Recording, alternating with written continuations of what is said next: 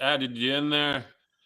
Let's get things going. How are we doing this morning? It's week number 3, 5PL action, Team Pro League, 5PN Universe. Looking forward to having a banger of a day. This is some star-studded lineup. We've got some monster teams playing. Mitch Ryu, how you doing, man? You ready for this? Yeah. I mean, after the 2-week hiatus, I'm ready to go, especially with the lineup we have today. Pretty excited. It's kind of exciting. Like you said, a couple weeks off. So those first 2 weeks are sort of like, okay, let's get them going. And then everybody has an opportunity to play, the Autumn Open, out here west in the WCBT side of things. And then there's a Masters event here in Alberta. So a lot of people sort of unavailable. And then kind of now we're into week 3 and we're starting to get into the season and the cobwebs should be off. But let's just take a look here at the lineup and the shows that we've got here for you today. So over on the Cargill division, if you're looking to watch, you can find that stream going. The Dakota Dynamite are playing. The Regina Revengers are playing. First games for them for this season. The Vancouver Island Pin Slayers are playing. And the new look at the Peg City Avalanche. That's their first inaugural game coming out here today. Mm-hmm. They'll be playing. But then over on our side, man, look at this. We are starting off with Next Gen, who we know last week the first game, they had a 1496. They're playing division winners last year for the regular season, the Motor City Mayhem. Then we've got the Quebec Lumberjacks, who will need to get something. They played 3 games already, maybe 4 games actually. They'll need to get some wins on the board here today, playing the Mayhem, and then also the Toppler Roses making appearance here today. So, 3 out of 4 playoff performers playing. And then we all think, of course, that the Lumberjacks should be a playoff team. So, man, looking like a solid roster, solid day coming up here, aren't we? Yeah. I was setting up for the stream this week, and I was like, oh, man, this is going to be a good one. Well, let's bring in the managers right away here. No strangers to the streams. We've got Steve Barker, and we've got Tyler Tickett doing interviews this morning here for the Next Gen. Steve, first game's on the docket here for Mayhem. How are we looking? How are things down there in Oshawa? Things are good. Looking forward to get it going. Good regular season last year. Not real happy with the playoffs. We came out flat the first game, so everybody's looking for a bit of redemption for sure. Yeah, exciting. It's a first game back, first 2, and here you are, boom. You get to play the Next Gen, who started off their season with 1496. What teams like? Let's be ready to go right away, or what? Yep. I mean, that's no surprise there. To be the man, you got to beat the man. So it's no surprise with them. And obviously, I've had a firsthand look at the first 2 weeks, and already a strong division, and the new teams and the newly revamped teams have come out flying. So this division it's been crazy, and hopefully some huge scores again today. Yeah, we're looking forward to it. And Tyler, over to you. Obviously just the 1 game so far, but it was a big 1496. Probably nice to sort of back it up and get back into it. All the players available there for you today again? Yeah, I mean, we're not overly concerned about scores. Obviously, our focus is keeping that win percentage pretty high.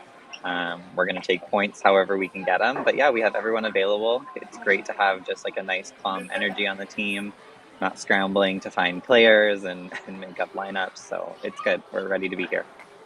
Yeah, and obviously you've got on the other side of things, you're playing the Mayhem, who were the division leaders in the regular season last year. They did beat you in the regular season matchup. I think it was week 4 or something like that. So you did play them early in the season. You did not play them in the playoffs. But any thoughts about playing against Mayhem here starting up? You know that they're going to be a good team too. Yeah, absolutely. We know they're strong, but so are we. We've had a couple weeks to get in the swing of things, get into that competitive mindset. So we expect a good match. Awesome. Good to hear. Let's just go with lineups. Tyler, you want to fire me away your lineup to start with? Oh gosh, let's see if I can remember it. So I'm playing first. Jeremy Harasimchuk's going to be second. Haley Cole will be third. Cody Steer is fourth. Brad is fifth. And then we have Julia Rubko and Madison Jenkins on the bench. And Jenna will be sitting this match. Perfect. Thank you. And Steve Barker, how about lineup for the Motor City Mayhem? Yep, we're going John Cowan, Linda McLean, Connie Ward. Matt Houston's going to make his debut with us. In fourth spot, Ian McLean on the bottom, and Davin and Nathan on the bench, and Jeff's out the first game. Jeff's out the first game. Well, I mean, that's a couple of pretty impressive lineups when you guys list them off there. So we're looking forward to seeing some fireworks. But we'll let you do your thing and get after it. Here we go. Good luck, Thanks. Tyler. Good luck. Right Good luck, everybody.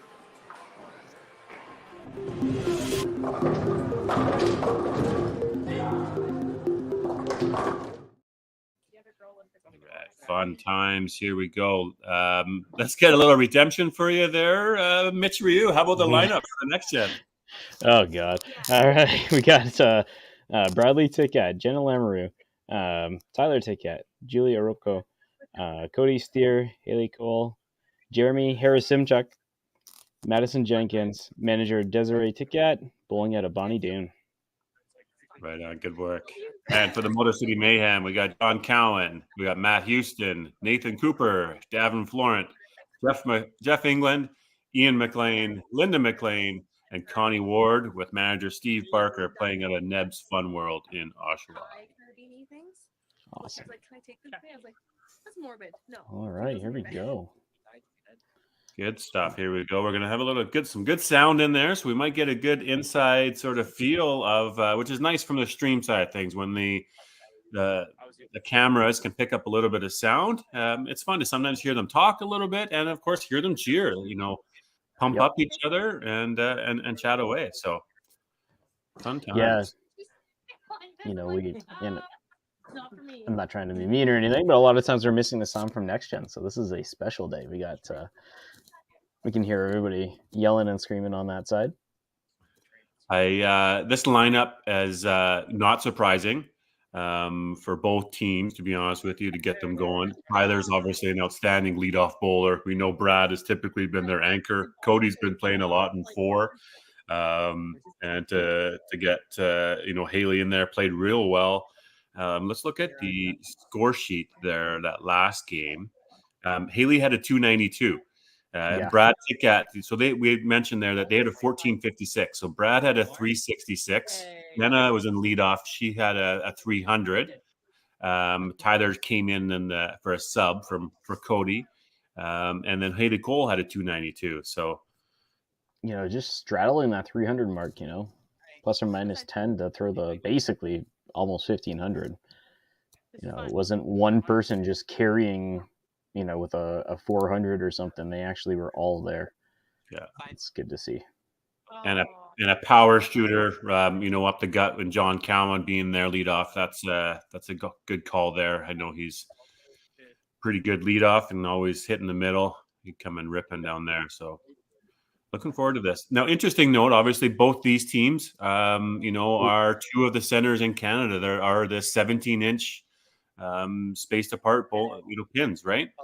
Yep. That should have been a strike. More specific.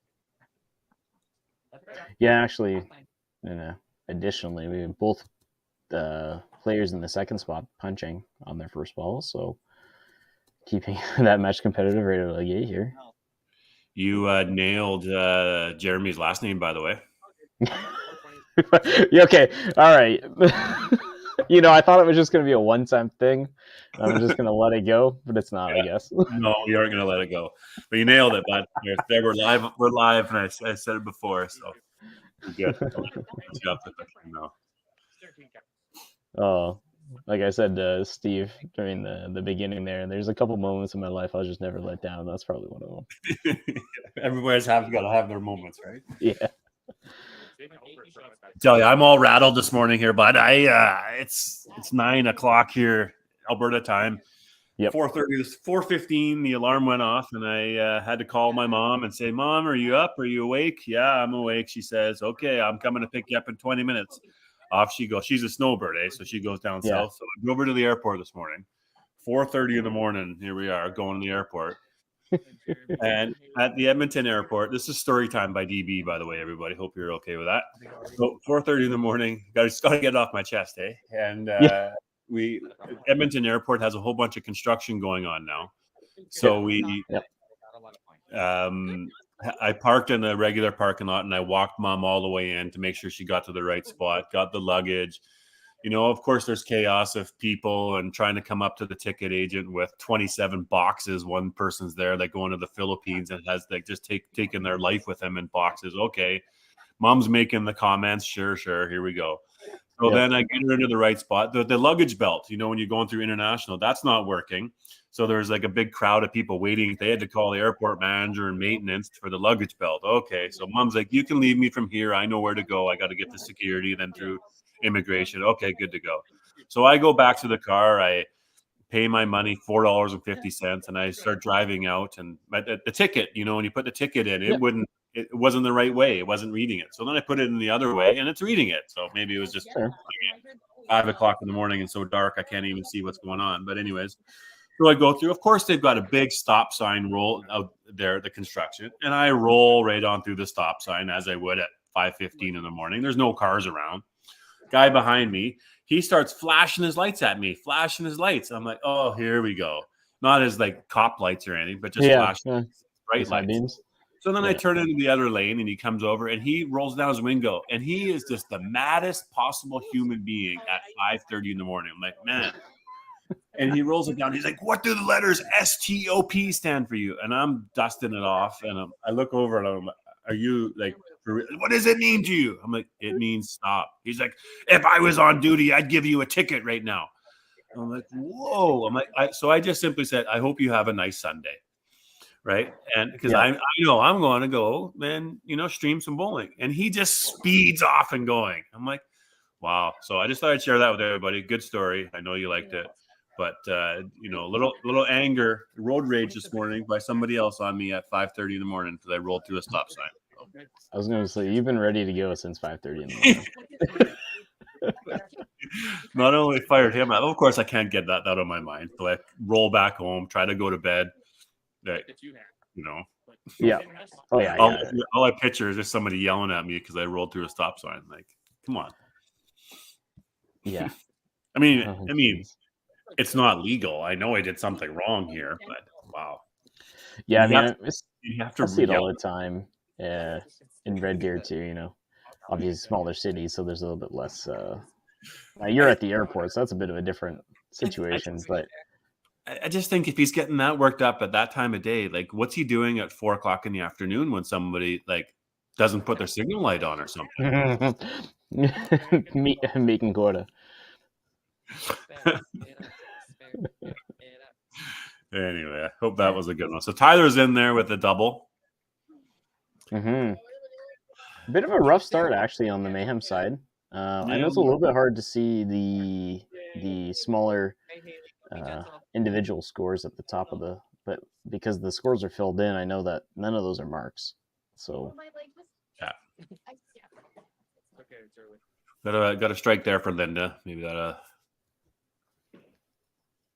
turn things going. Ooh, that's a little wonky one outside there for Connie. Yeah, they'll definitely want to get things settled in and going here. Obviously, their first game of the season, but not a whole lot of time to have to want to play catch up against next gen, because next gen's the team that can rattle off 5 or 6 and keep on going.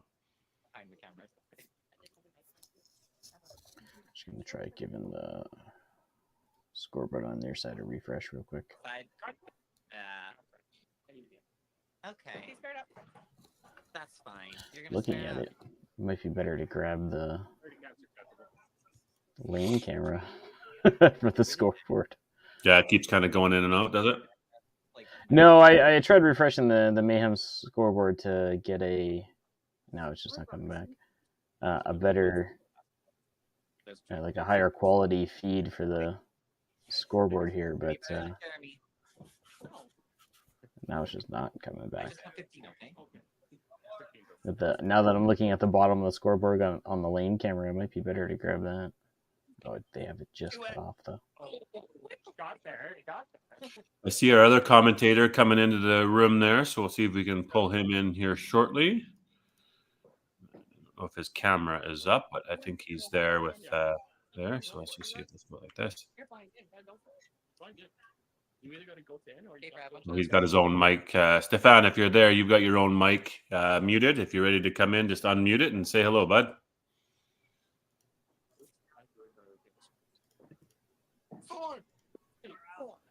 Okay. Next time. And it looks like I've just lost the scoreboard. Okay. Work on getting that back. Guys, we already have more head pins this deep than the Caribou Thunder have their entire season. Tyler. Oh, it's coming back. Really? What a treat that would have been.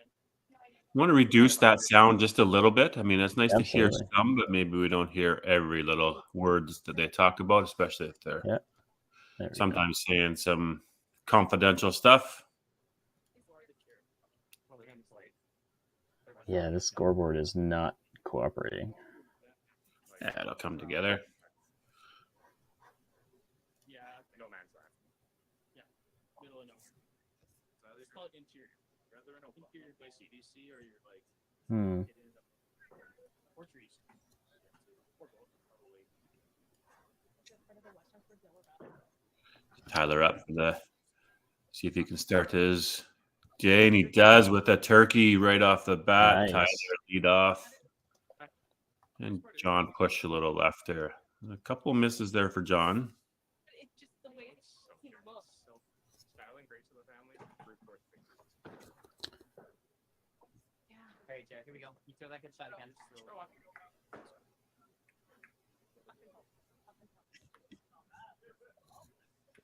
Oh, the camera might be coming back a little bit.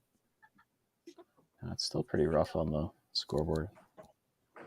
That'll be okay. We'll be able to see it as we go along there.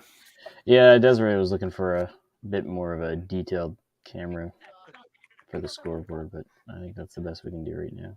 We'll have to put some reading glasses on and squint really close to the camera there. Little oopsies there by Jeremy. Little 5, and then blow through the side. That big ball. It turned up as Linda's got the double going. That first ball. Just throw a bigger ball. All right, Haley, don't be gentle. Don't be gentle. Little overcorrection to the right side there for Connie. Mm-hmm. So neat little format here, everybody, that may be new to watching 5PL or on the stream. As Haley throws a double, and Connie spares it up. We have 5 players playing. Everybody's playing for a point, individual matches. So the leadoff versus the other leadoff, that's worth 1 point. Second position versus second position, 1 point. 3-3, 4-4, right? All worth 1 point individual matches. Then you combine all 5 scores in each of the team. That's team total. That's worth 3 points. How we get to the 5 plus 3, and it's that 3 team is just huge. That's how we count our wins, and really important to be able to get that 3 points from a team victory. And there's Stefan. How you doing, Stefan? Good to see you, man. Welcome into the show. Hey, how's it going? Yeah, we're pretty doing loud. good. Yeah, pretty loud over here with the guys have the music on and all that, so it's all good. Oh, nice. So you're right at the center where so Stefan's from the Lumberjacks area, and going to be a couple of matches coming up for the Lumberjacks. So good to hear that they're there early and getting set up and warmed up, are they? Exactly. Looking at this game here, and wow, it's got some really good scores going. Yeah, a couple of power lineups. We're talking about this day throughout. 4 teams that are playing here today with the Lumberjacks and the Toppler Roses. I mean, they're all playoff caliber teams, so it's going to be a pretty fun day to watch. Yeah. And just for everybody's reference, the totals are not counting on next gen side. So 184 is not including their marks, but on Mayhem side it is including their marks. So next gen. Hambone coming in Yeah. for a ticket at the start. And Stefan, feel free to talk in French every once in a while. So for bilingual listeners out there, we can maybe get 3 more if you do here and there. Obviously, Mitch and I may not know what you're saying, but they will. So feel free to mix it in.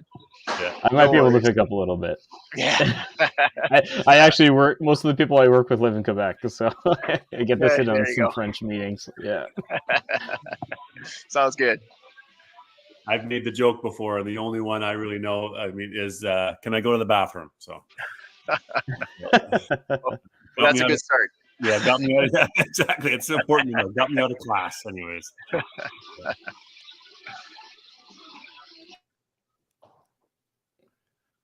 So Linda's going there. She's got a triple, which is matching sort of Tyler's up at the top, which is nice. Connie's on the board now, spare strike. So it sort of seems like they're settling in. Yep.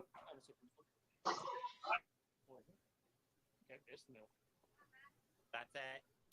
Come on. Oh, good ball by Haley. Wow. Good count. Yep. Yeah, fair enough. Yep. What a good pickup here with the Mayhem and Matt Houston.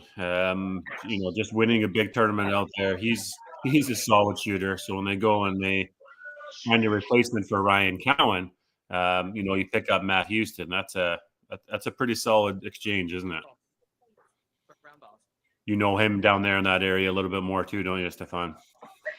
Yeah, he's been a couple of tournaments here that we've seen a couple of times. So definitely a strong bowler for sure. Definitely nice pickup. Oh, nice break. Good job. Feelings about that. I don't know yet, but I do. Okay, Brad. Feels like just it took maybe 2 frames for the Mayhem to get back into pro league sort of mentality and get a couple on the board, and now they're rolling. I am just resizing the scoreboard here for Mayhem. Other comment just on rules and regulations of the league. As we know, we talked about there's 5 players that are playing. Before we did the pregame interviews, they said about their 2 players who their subs are. So in this format, we have 2 players that are allowed to come in and substitute and finish off games. This year, a new rule where if you sub somebody in the 3rd frame, and then you can sub that person that went in out in the 7th frame. Of course, it doesn't have to be the 3rd and 7th, but you're allowed to do a double sub in the same position this year. Kind of exciting, a little bit of team, decision making there to make sure that we're all staying up. But so both these teams, there's 8 players on the roster. 1 player is unavailable to play in that said game. So only 7 players at most can play in a game. You don't have to sub, of course, only if you need to. Yep. Yeah, that's a very honestly a very interesting new rule, because that definitely kicks in as far as strategy and where you want to put your subs and all that. So that's very different. Wow, very interesting. Yeah, I haven't seen quite a few of the matches yet, but have we seen that situation come up? Yeah, good question. No, we haven't seen the double sub yet, at least in the streams that I've done. In position, but we definitely know that there would have been several instances last year that people would have made that change. It would have happened. So yeah. So we got Cooper in for John. Nathan Cooper. Yeah, John was just off there a little bit. I think that obviously Coach Barker gave him the extended one to go and fire at the middle there. He missed in 2-3. Sure, he spared them up, but then missed the corner in 4, and then having the one more shot in 5. But it's time to make a change, and right one to do there is to get Cooper in there, see if something different can happen. And we actually had Brad almost spared the head pin on the fourth frame there. Unfortunately, the head pin was leaning against the 3, but it didn't go.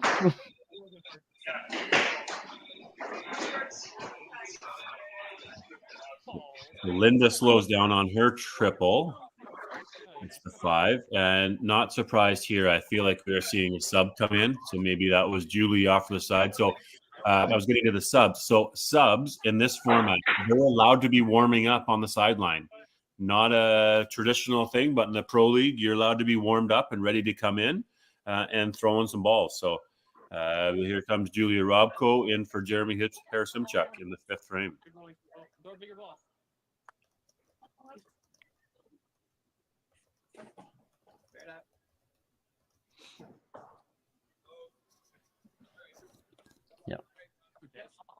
Oh, great spare. Coming in off the bench there. There you go. Good emotion there. Yeah, I love the. Honestly, that's probably something I would do. Which I don't know. From a coaching standpoint, if you're looking at the top 2 matches, they're sort of canceling out each other. Yeah, they're reverse. Who's up by 70, 80 on Jeremy, now Julie.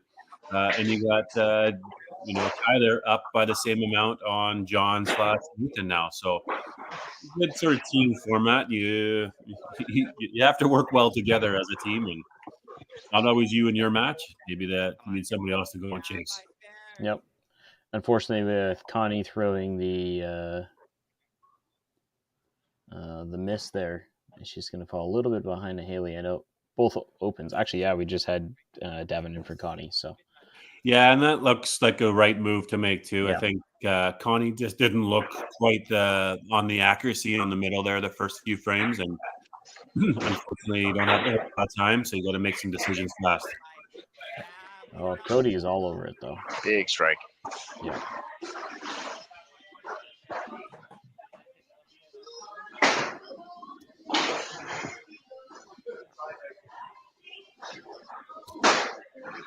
Yeah, Matt with the smooth shot. Yeah. Feel like Brad Titgat's getting ready for his role in the Matrix. Well, if he throws strikes in the Matrix, that's all that matters. So. They are loaded up going into the commercial break. Let's see. That's you're right, Tim. 105. So what? 6:04 going into commercial break. And you put in all the marks for next gen and 580 for Mayhem. Do that little commercial, and we'll be back in a few minutes. Everybody.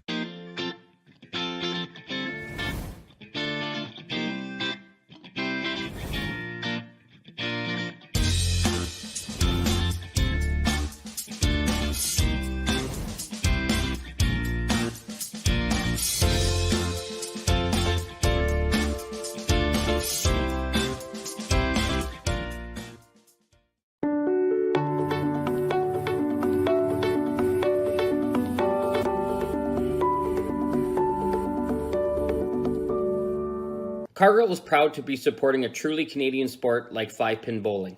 We look forward to watching some great competition from many competitors and bowling centers across our country. With hundreds of locations across Canada, Cargill is committed to helping the Canadian farmer thrive. Whether it is selling commodities, getting agronomic advice, fertilizer needs, crop protection, and marketing expertise, Cargill is here to help. So please enjoy this bowling. Thank you.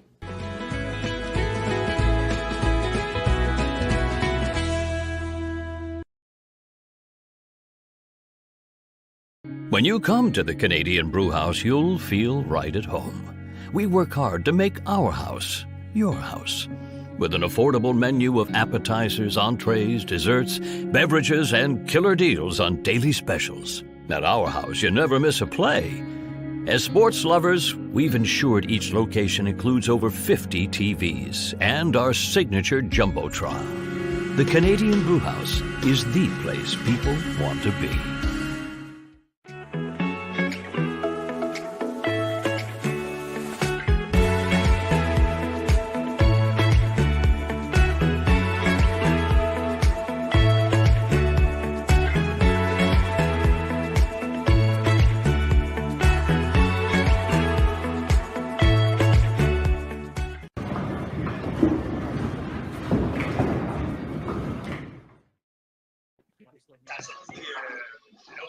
Okay, back in action. Here we go. Thank you so much to our sponsors and advertisers for supporting the league, our division naming rights to the Cargill and to the Schwartz Home Hardware Centers. Huge thanks to them. Absolutely, yeah.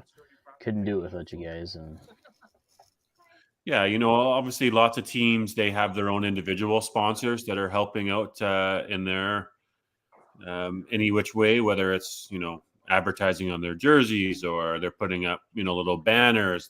Each team is thanking them all individually. Feel free to give shout outs if you want when you're doing the speaking or the interviews. Yep. Don't be afraid to shout your sponsors out.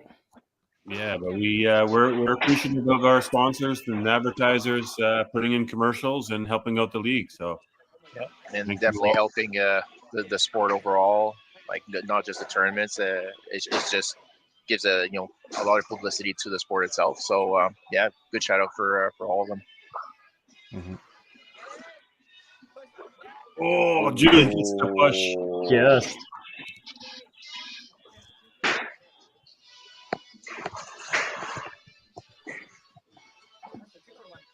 So double up top coming out of the commercial break there for Next Gen. Yep. Seem to be on their way for another big one coming. I'm guessing 1350, 1400 range. Mm-hmm. Both teams are looking pretty good here.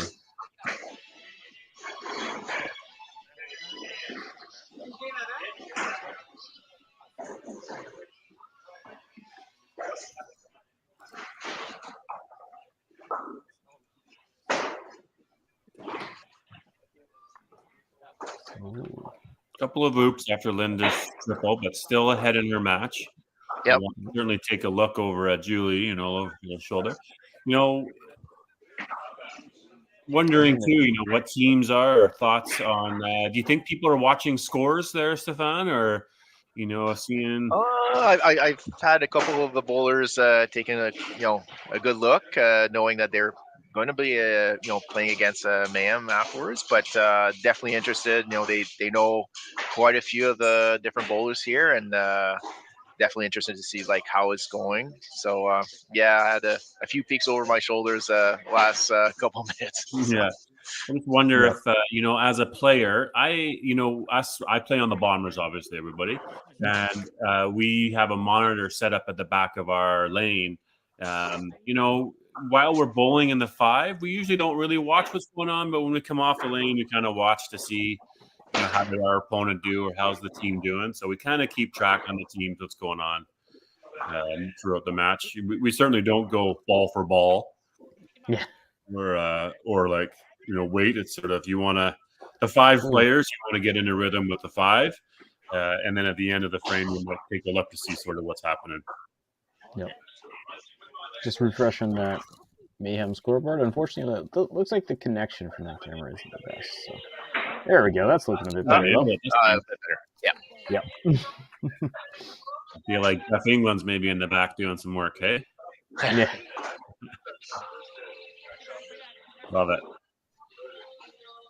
There you go. This is a big ball. Never made it out to club tour this year to the summer in August.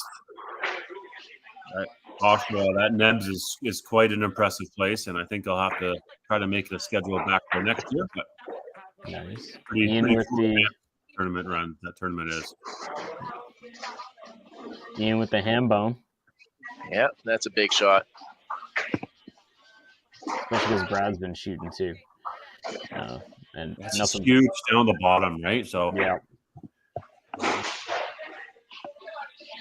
yeah. We're pretty close in these matches here now.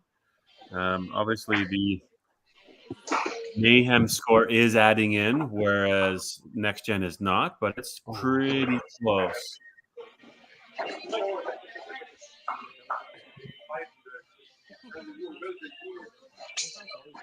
Cooper wanted that one.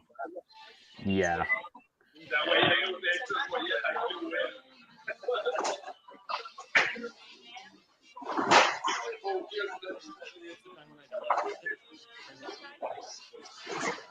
Tyler with the awesome half there. That was a beautiful second ball. Ooh. Yeah, looks like we took a bit of a different angle on it to ensure that you got on the inside. Yeah. Something I unfortunately don't do. Yeah. Two players can play multiple shots and multiple angles. Really was a little wobbly on the footwork on that one, but the ball certainly ended up in the right spot, didn't it? Yeah, definitely counts. Ooh, yeah. A big strike. And that's, Julie Robko coming in and throwing in, obviously the spare and a double. Got herself back in the match. Yeah. I missed it. Did she come in after the 5, the first shot in 5, or did she throw the 5? The 5. Yep.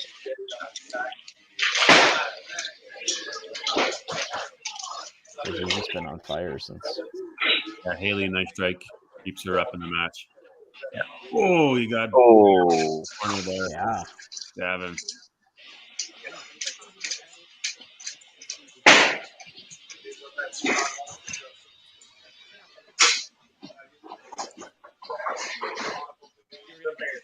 Cody with a great ball. Yeah. Very nice. For the baby's bum mug. Well, actually, Cody and Brad, it's basically been strikes or splits of some sort, or unsparables. Even though Brad really tried in frame 4 to spare that head pin. Right on the middle, though, aren't they? Yep.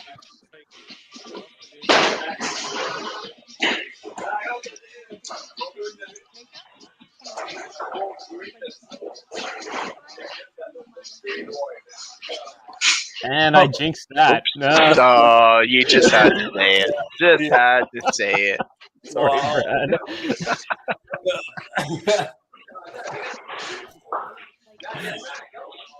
What we should make highlight reels of Tommy for the curses too, because that was one of the bigger ones.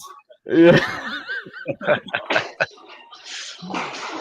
Oh, nice there. Yeah. Nice cover up. There you go. Yeah. It looks the same as Tyler's now.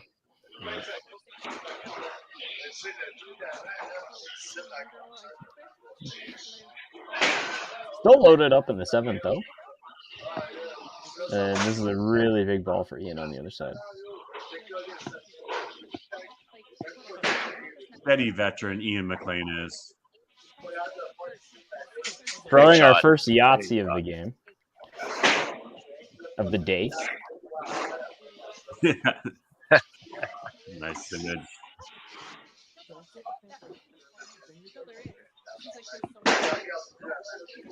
To be honest, let's see, we have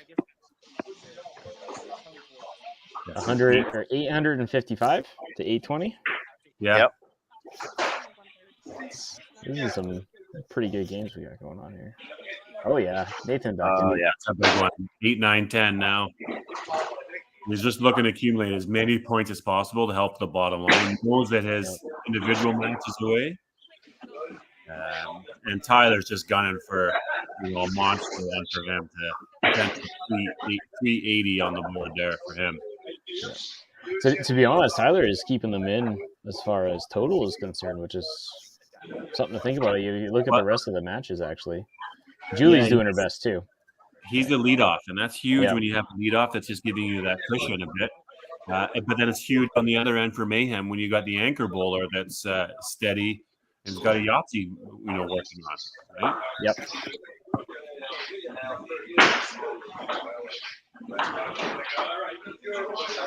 Oh yeah.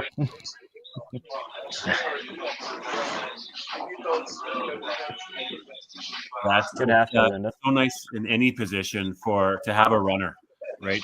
Team, I think we all hope for sometime getting a guy that's just on 3, 4, 5, 6, 7 strikes if you can.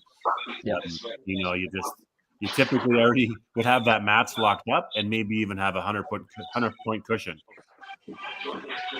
So with Julie coming in, she's actually almost even that game up in the second spot. Exactly.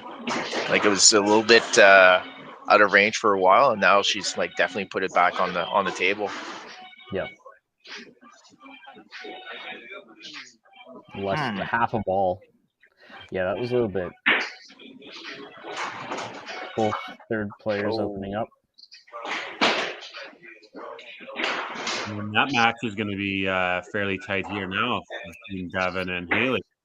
Mm-hmm. Going to be a dozen points out. Yeah. Yeah, less than a ball. The marking, the 3-pin on the square would have been nice to probably do another 10 points on there, but end of the day, 10 points out, 2 frames to go.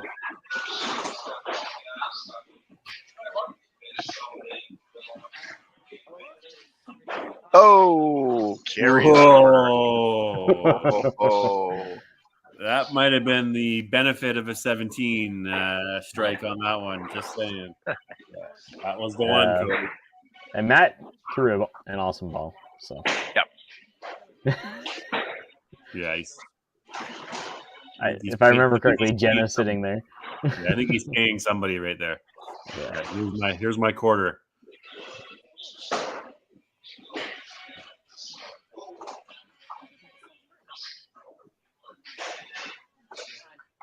Oh yeah, I'm actually really liking our music in the background too. This nice. We got a nice mix. We got bowling and we got some music mix. We got the 6-pack. There we go. Yeah. Stefan, did you notice it went into the left side? I'm sorry? It went into the left side. It was in the left pocket instead of right. Because he's been consistent on the right hand side. Yeah. Yeah, and so that one was on the left. On the left, so throwing some good shots. Yeah, keeping that game really tight.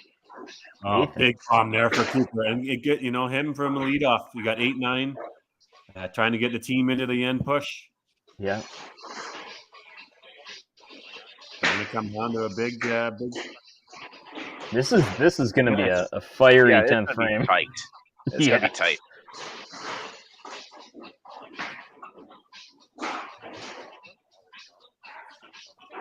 Oh no! Linda with a punch potentially opens the door for Julie now to come back and even take the lead.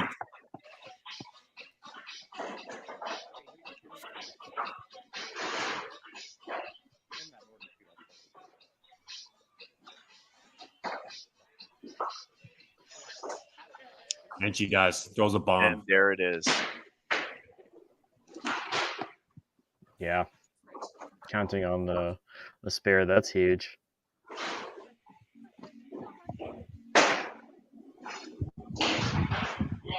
Game's not over, but that second match is looking a lot harder for them.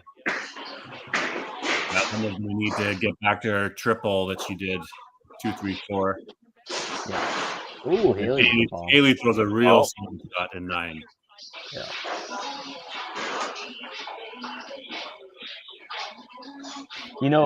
As much as I like seeing the fastballs just blow the pins up, there's something I like about the 30-kilometer-an-hour balls where they just spread. You can watch them spread into each other,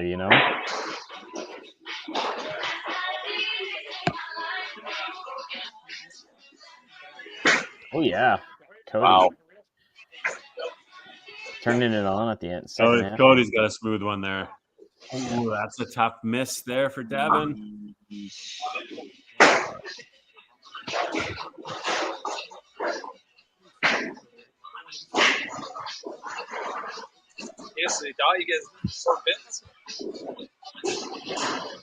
Just Sly in the background there. Yeah. We're gonna mic him up while in the next match. Eh? There you go. Oh, look at just load up the knife. Wow. Wow. That's setting up for a Big 10 frame. Definitely in the lead now with all those marks that aren't counting into team total. Got to have these two guys at the bottom here, Matt Houston and Ian Mulvaney, continue what they're doing. Oh, Wow. that's the ninth frame. I mean, that's it's huge. Yep. A big difference here. You're looking at next gen loading them all up, and Mayhem obviously not. Yeah. Every point matters right now, even just going through the whole thing.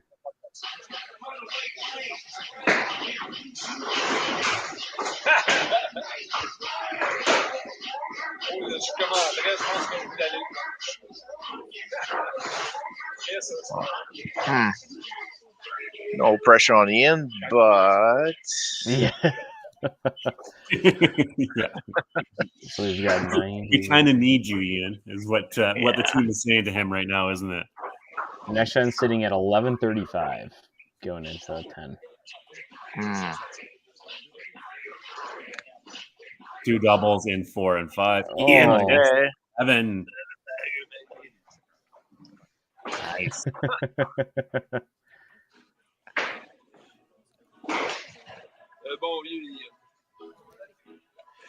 All right. Well, Big gulp. That's what that is, eh? yep. Big gulp. So Nathan's right up and at it in the leadoff. Oh. Ooh, he wanted to get up and after it. I wonder, just guys, I felt like he was up there really quick. I don't know if that was just me, but obviously with the Ian coming off the lane, he wanted to continue that momentum going. But I wonder if it was just a touch quick. And then Tyler got his match secured and come and blows a 3-pin there. But unconventional few misses here from Tyler in this game, wasn't there? Yeah. Yeah, he's spared every single one of them, but 4 misses so far. yeah. I didn't jinx any of those. Yeah, being a 92% some odd, hit percentage guy. A little bit odd to see him missing, obviously just off just a touch, but covering them over and getting all the strength in between. I was gonna say you can afford to miss a couple, can't you? 100% spare percentage on the game. So Solid 320. Great game. 323. Nice.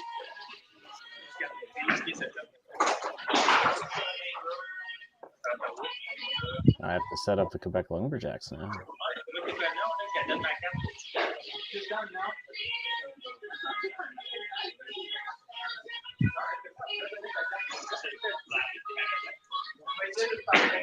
This is a new feature where we have a DJ playing music for us. I'll have to tell Matt to change the music for. Do you have any requests? Any requests? No, I think it's a good up tempo. I think it's fine. Yeah. Okay, so I don't 223, so that's 235. So her max is 233. So would have needed that 7. Obviously was enough to cover. So Julia will come in and win her match.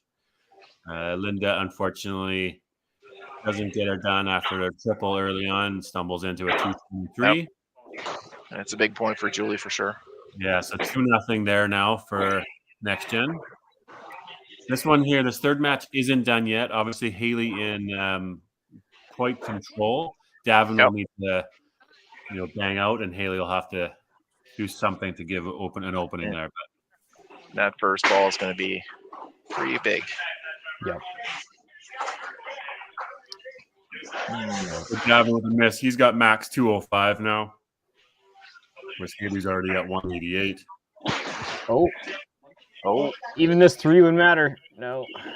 So 188. So she's going to go 20, 25 is 20, 198. 198. Oh, he gets the spare.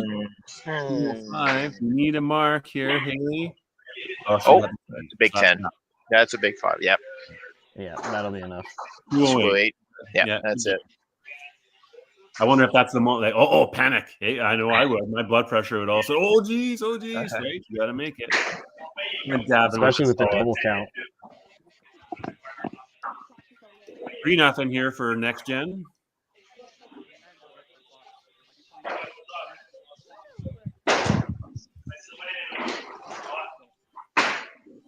And Cody's looking good there in the 4 spot.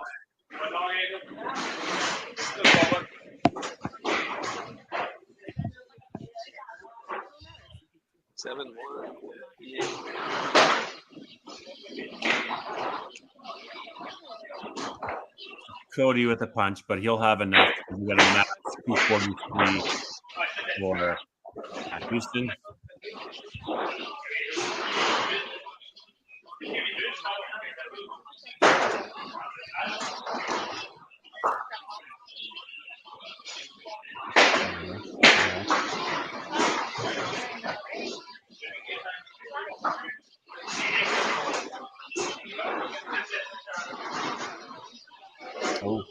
Oh, nice try.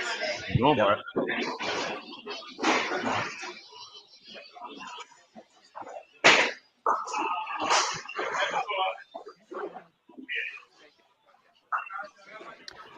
This final frame is going to be absolutely imperative for these guys. Yeah, so he's 45, so he's already 1276. Yep. Right? Oh yeah. 90 points. They're only max 1276. Yeah, so we're sitting at 7-1 here. Yeah, it's a 7-1. I mean, Yeah. and he's got a max, 302, 312. Right, whereas Ian's already there, so it'll be a 7-1 finish. Just to see Ian finish with a 10 bagger, it'd be great. There's 8. Yep. Let's get. Yeah, you still want to finish strong. Yeah. Recognize that face.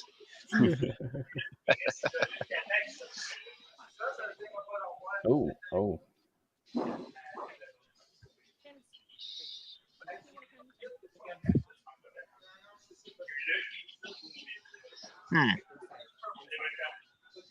Just so close too. Hey guys, like 1260. I mean, it's 1276 is what Mayhem could have been. They just the power chop. You got those numbers other way around, just so you know they're. Oh yeah, I apologize. Here, I'll just go like this. I'll just grab them and swap them. Quick fix. Yeah.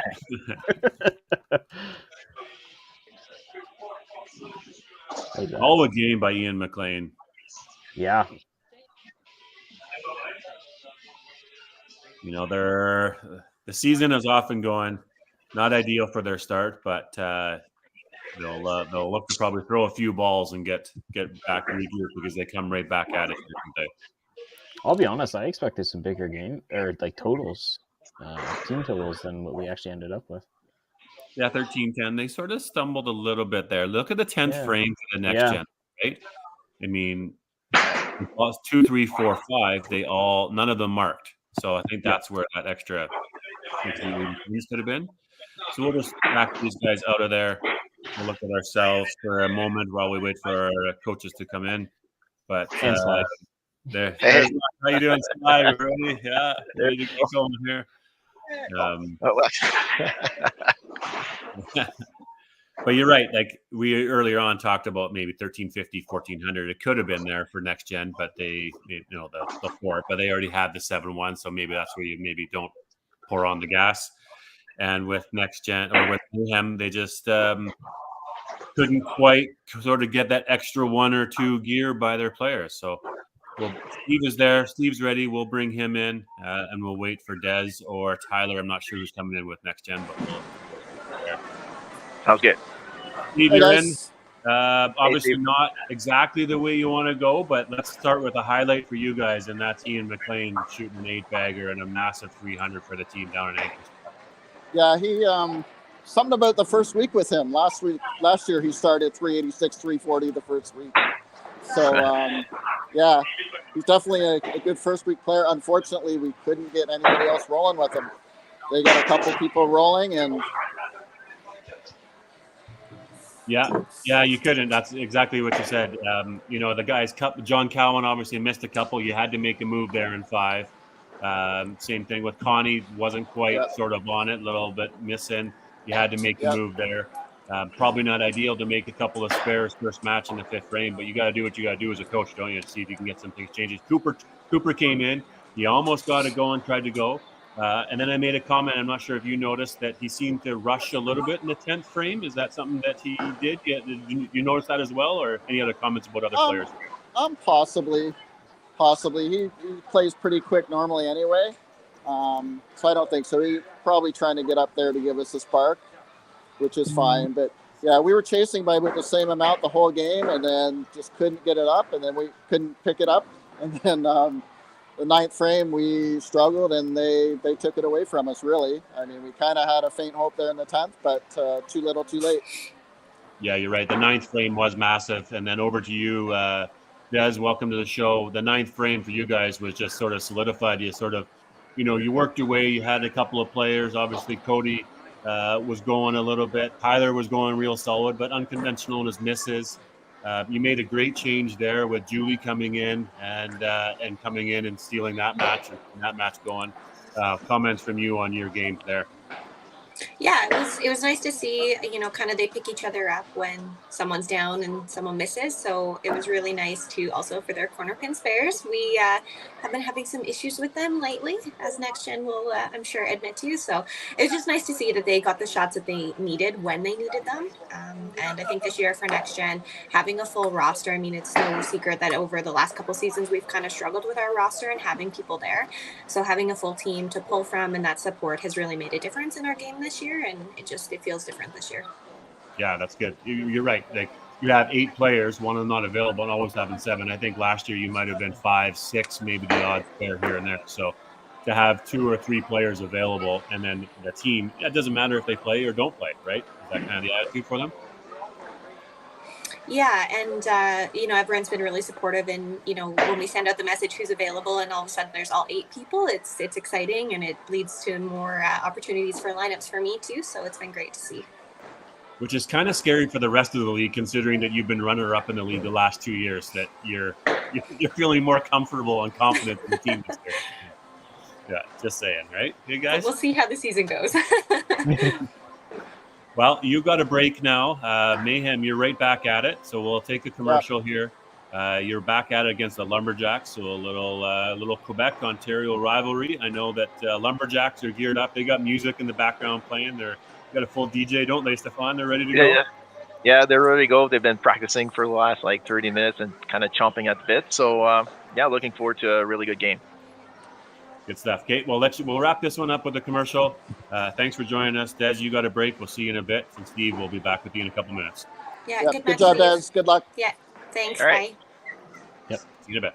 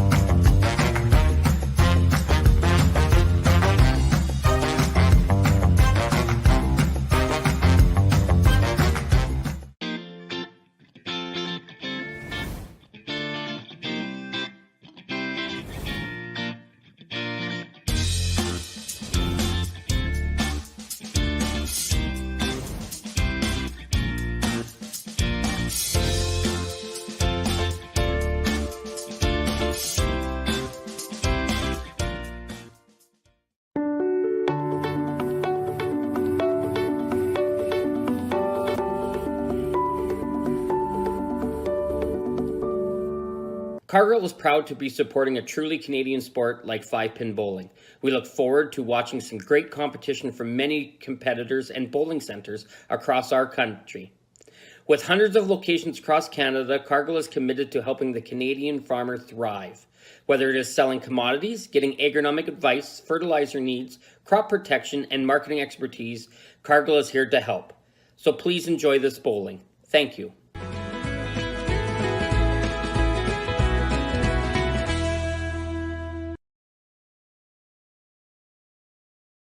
When you come to the Canadian Brewhouse, you'll feel right at home. We work hard to make our house your house. With an affordable menu of appetizers, entrees, desserts, beverages, and killer deals on daily specials. At our house, you never miss a play. As sports lovers, we've ensured each location includes over 50 TVs and our signature Jumbotron. The Canadian Brewhouse is the place people want to be.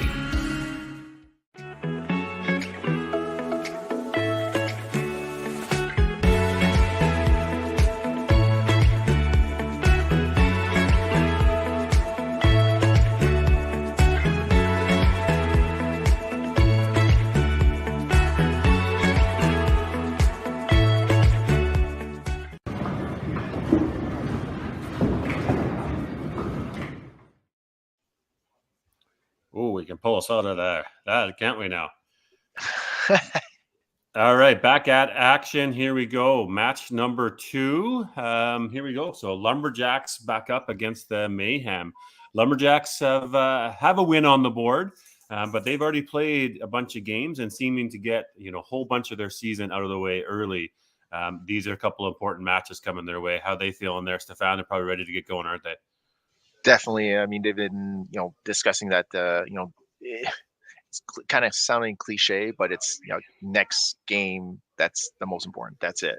Let's not figure out like what the standings could be or anything like that. Let's just focus on the next game. So they know what they need to do and they're ready to go.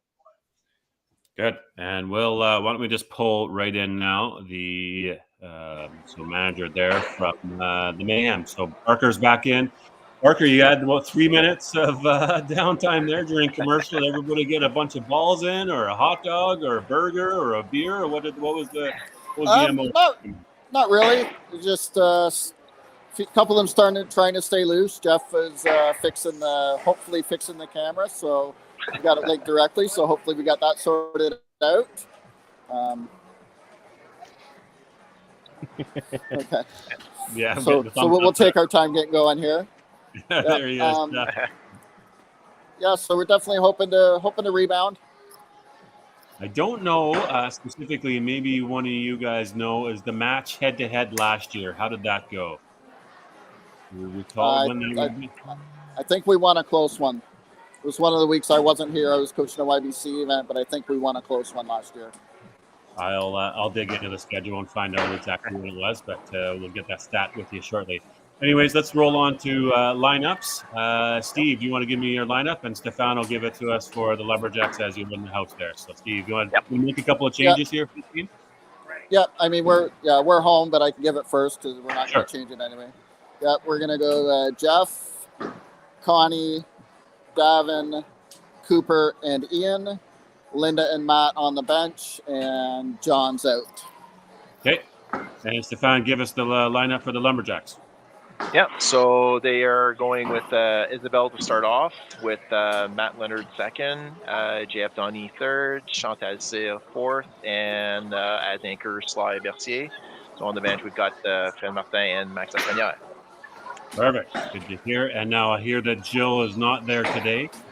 So they'll do a little self-coaching, I'm sure, down in the pit and what they're doing down there. But thank you for giving us lineup. All right. I think we're good, guys. Let's just get things going. Best of luck to you. We'll run a little match preview, do the rosters, and we're into action. All right. Okay, sounds good. Okay, good stuff. Thanks, Steve. Do this.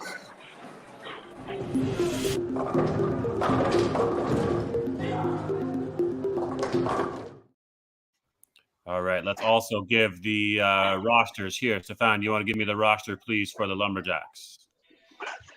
Yeah, so we got Sly Berthier, Max Lafrenière, Matt Leonard, Fred Martin, and as well as Jeff Donny, Isabelle Saunier, Chantal Cyr, and Karine Villeneuve. And Karine is the person not playing today. And we are playing at Salle de Quai Donny in Gatineau with Gilles Leblanc as manager. And unfortunately, Gilles not here today, but the team is ready to go.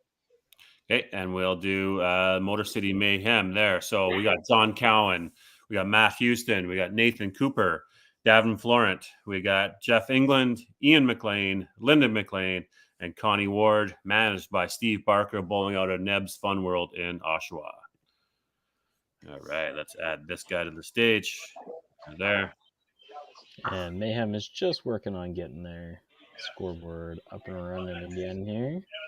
They're making some changes in between games, but I'm sure we'll have it in a sec, and I'll make sure it fits. Stefan, hearing you announce the players on the Lumberjacks just makes me feel inadequate when I do it. There's some pronunciations, not that easy for a couple of them, but that's all good. I carry a French last name, but it doesn't carry through my speaking, so all good. Oh, jeez. I'm just going to do a quick little reset here. Obviously, Jeff England is bowling leadoff, so we want to make sure that he's ready to bowl too and not having to mess around too much. But at the same time, they're trying to do what they can to get the computers operating and ready to go. Yeah. A big lineup change there for the Mayhem, obviously having to make a couple of little adjustments. Connie's back in. Jeff England's lead off. Yeah. I mean, even the Lumberjacks with the big lineup change compared to the previous games I've seen them play. Yeah, that's a good point. They are for sure with Isabel leading off and Matt in second. Slide back down to anchor.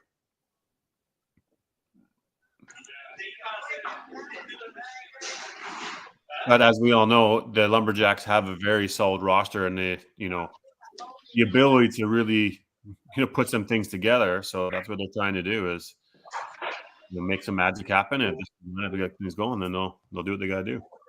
Yep.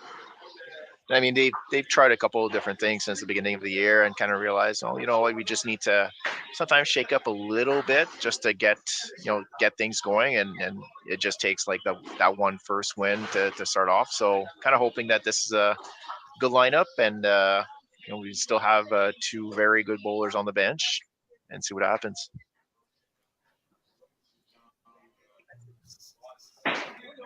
So is Fred bowling just for fun on that lane, or what's? Oh yeah. So just for show. Yeah. You want to pull him off of that lane there if you can be fan? Yep, for sure. Come on now, guys. Let's get that camera working on.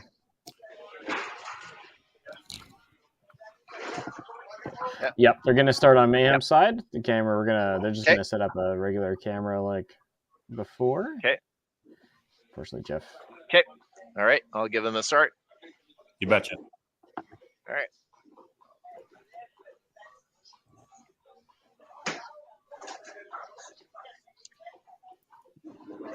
Let's see here. Okay, a little bit of a technical problem. Oh, no, I think we're good. All right. Now I'll get the scoreboard for the Mayhem as soon as possible. Yeah, we'll get there. I'm sure Jeff will go and fiddle around with it now that he finished that first frame. Unfortunately, that he's got one more. Both things. All right. Lumberjacks looking like they're in good spirits. Yep. There we go. I'll just make some adjustments and we're back in business. There we go. Not that many adjustments, actually.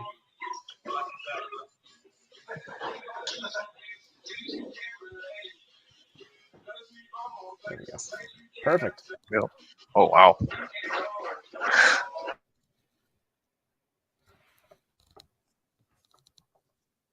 There we go.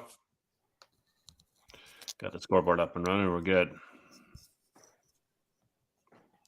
Yeah, so the Lumberjacks, like you had mentioned, DB, they took the last game they played, right? Came out with the win.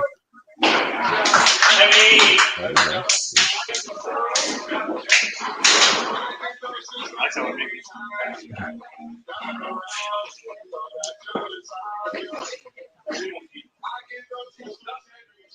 I'm gonna mute the cameras for the Lumberjacks if we have stuff on. Sorry about that. No, it's okay. Right beside the the speaker. Sorry. Yeah, no worries. We can hear it through yours, so it's fine. Yeah. Okay, now when you have Elvis Presley now, okay, all right.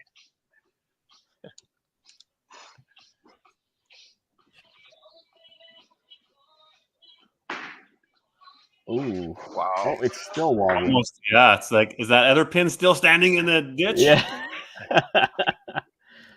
What's the rule there? If the pin goes into the gutter, but still standing in the gutter, I'm pretty sure it's not because it's not on the deck, right? Yeah, Right. I think it's the second it's outside of the lane itself, it's counting as down. we need Dexter's rule book corner. But I think you're right. Once it's off the playing surface, then it's down. We have a topic for the next podcast. Let's come up with all kinds of rule infractions. Oh, out of the gutter. And that one's not allowed. When it comes, ball goes No. into the gutter and then comes out. That's not allowed. Yeah, Steve. I think Steve's already on it.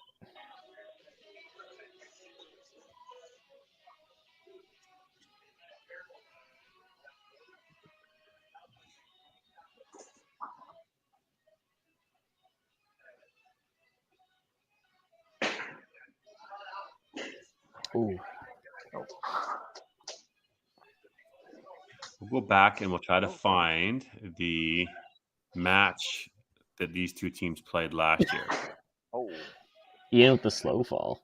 wow. I can probably find which week for you if you want to grab the stats after.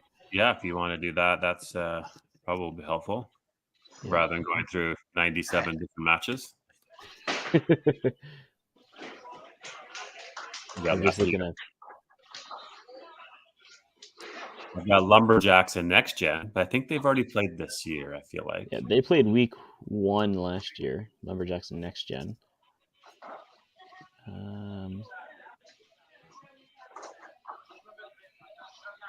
Lumberjacks and Mayhem played week 14. Oh, that would have taken me a while to find, going one by one. Thank you.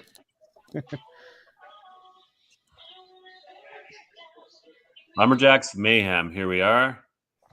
It was a 5-3 for the Mayhem. A 1283 to 1245. It was close, yeah. We had Connie Ward that shot a 338. It seemed to do the most damage. Linda McLean had a 246. Nathan Cooper had a 246.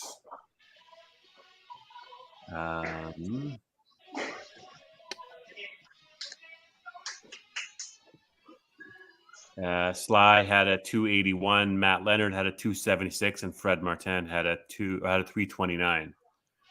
Oh, yeah. Yeah, 1283, 1245. And evidently, as the last game that we saw, the scores for here at Donny, first 3 bowlers, it's a 0 count for us so far, so the marks aren't scoring up yet.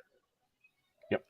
So there was Tim Wiseman's comment about saying about the bowling pin down in the gutter. If it goes into the gutter, it's a down pin. See, somebody's listening out there. Thanks, Tim.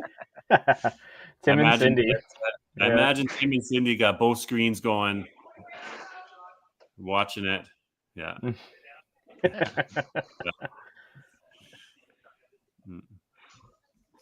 Yeah, feel free to throw in comments if you're watching and listening.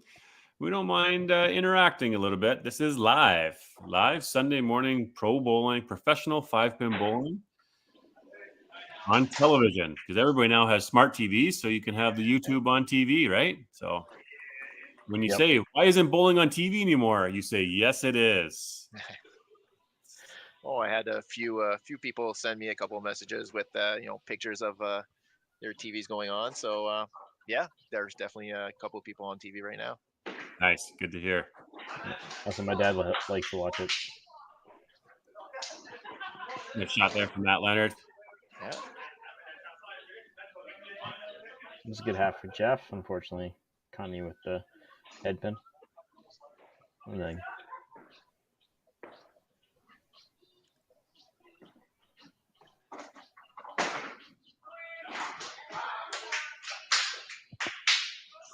beautiful ball to JF. They are playing. Remind me again where they're playing out of, Stefan?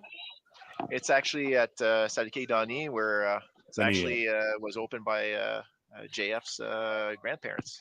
Oh, nice. Okay, yeah. Oh. And is the business still in the family? Yep, it's with Christine. So he's definitely one of the legendary bowlers here in Quebec. She's not bowling anymore, but it's in the family for sure. Look at this shout out for some buddies over there. We want Max, Alex says. Hey? Well, he's on the bench. We know that, Alex. Oh, he's ready. He's ready. He won't be going in if they all rip and strikes like this, though. This is a good start. Yep. Throwing some really good shots so far.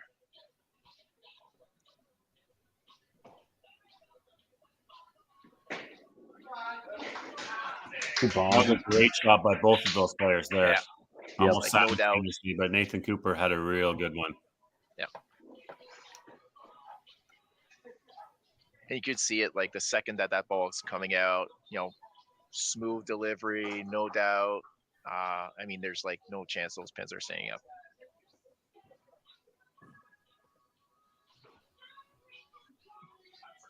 We're going to bring in another commentator here, guys. Myself, I've got a commitment here after this game. So we've got somebody else who's going to join us and do the last couple of matches alongside you. So we're going to bring in Connor Levitt. There's Connor. Let's put him on. Hey, Connor.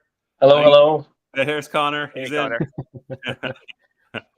We'll put Connor Levitt, member of the Trash Pandas. Now I almost got the name wrong, didn't I, Connor? But the Panorama Trash Pandas, hey? Absolutely. Lots of changes in the South, so don't blame you. Yeah, I almost got it wrong. I would have been in big trouble. But thanks for joining us here for the rest of the day and being in the mix.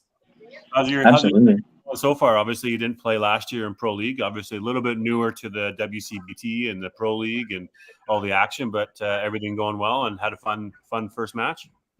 Yeah, the games are really good. We're in a good division. Lots of fun teams, like lots of people from traveling to the WCBT tournament. So lots of names and shots that are familiar. So it's honestly pretty easy transition into it. So it's lots of fun, and our team's great in the pit. So it's been good so far. Yeah. Nice. And now you're gonna get your hand in on the commentary side. So fun. Yeah. So Lumberjacks are just coming up. Gonna pause for a sec there. Doing great.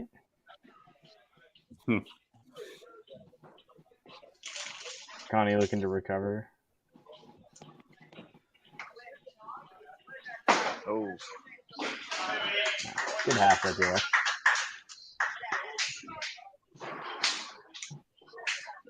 I think you got a fan out there, Connor and Cindy.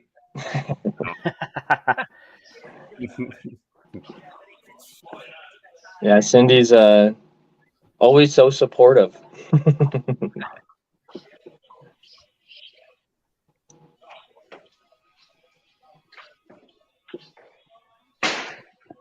Nice cleanup by Connie. Consolidating with a little bit of lucky break there, pushing to the right. Pull the chop out.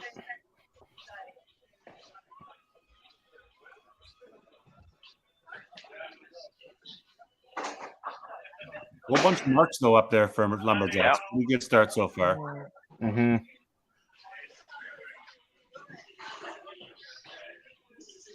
But Davin with the double. See if they can get a runner. I said it right at the time that he was already playing the ball, so it's not really a curse because it was already in motion there. Yeah. I'm not sure. I think that might still qualify. the half one. It's not like what Mitch did earlier. Oh yeah, you missed that one. Oh, It feels like good energy over there, though, Stefan, for the Lumberjacks. It just, you can see that the way that they're playing, and I think I commented before. Sometimes it's important to have good energy in the pit and playing and with the team, and teams that can do that, they can be a little bit loose, right? Can't you? So Yeah. it seems like that's the way over there. yeah. And funny enough, a little bit of a small thing, but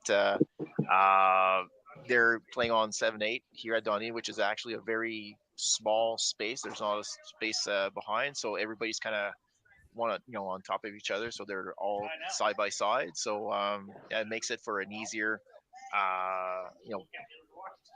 way to kind of bond everybody together and cheer. So it might make a difference here. That's a smart thing to do. Yeah. Right. From a team perspective, you know what? Let's push us right into the corner where we have to be all together. All together, exactly. Speaking from experience, the Bombers, we typically play on lane 15 at Sherwood Bowl. Of course, they're a 16-lane center, and we're playing down the corner as well. So we're all into behind in that little ramp area. The Dream Crushers on the other side, they're playing down on lane 1, right? So they get themselves down in that corner. So,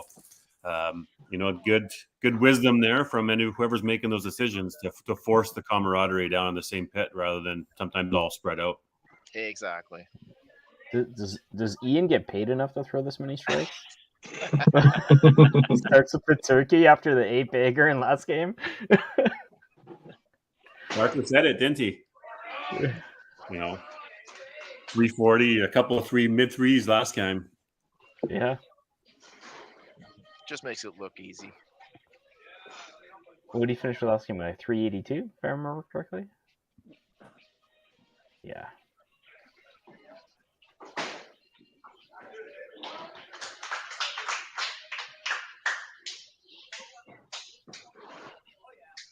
There we go. Jeff got it. That's a good shot. He knew it too. You got that little arm coming out after he threw, and he was like, "Yep." A confident strike. I think that there's a difference too between when you throw that confident ball and sometimes you get away with one, but that was definitely on the confident side. Yeah, well, he's had a rough couple frames. The first 3 frames were a little rough, and I really think that helps set the pace for the rest of the game. Right when you finally throw that one good ball, you're like, "Oh yeah, I can still do it." Yeah. Yeah, it's great as the lead bowler when you do that, but even just any position in the lineup, when you finally come out of those like couple opens in a row and you start throwing a confident shot again, like it's big no matter where you are in the lineup too. So it's just good to see from everyone, really. Yeah.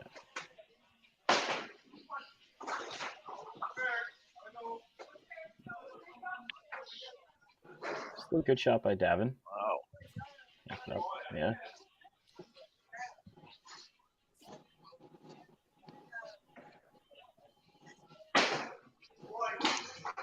Oh wow, that's a bad break. In talking about it jammed them all down the corner. Did you show this one already from Eric? Right. Wow. Wow. You got a fan there too, Sly, I guess, eh? Yeah. Team Sly on that one. I like all the Team Max or Team Sly or all the banter that goes on. Team Dexter or Team Tim, right?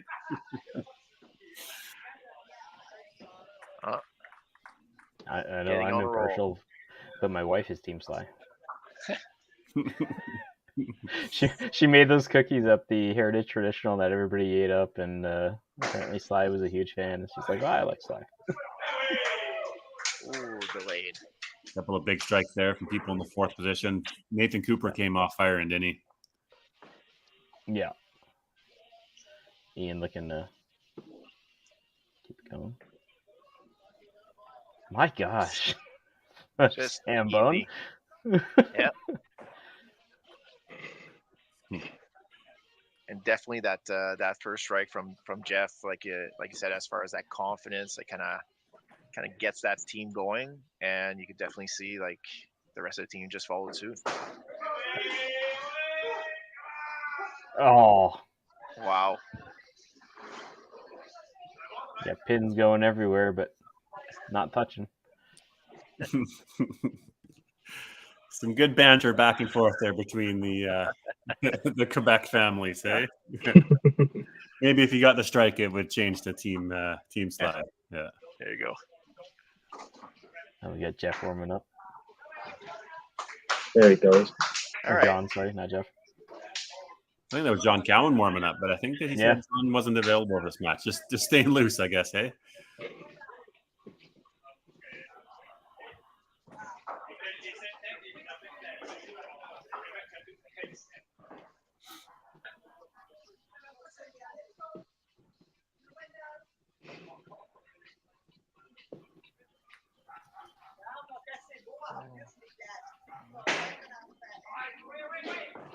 Oh, Good break. yep. Greg to get that. Yeah. There we go. Yeah. Too easy. It's easier to throw a double, Jeff's I think, than the first one. Yeah. Setting The himself up first for that strike, commercial you're break. pressing a little. You don't know where to throw the ball, and then once you find it, that double that was so easy for Jeff there, just right in the pocket. Just do it again.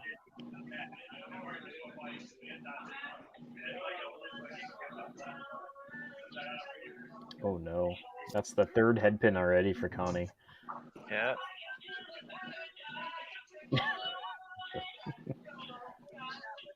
That's a tough, I know. And Connie, was our MVP last year for the ladies. So coming out with the first couple of games, not exactly what she would have wanted, I'm sure. A couple of substitutions out. She's still got a long season to go. Connie, you'll be right back, I'm sure.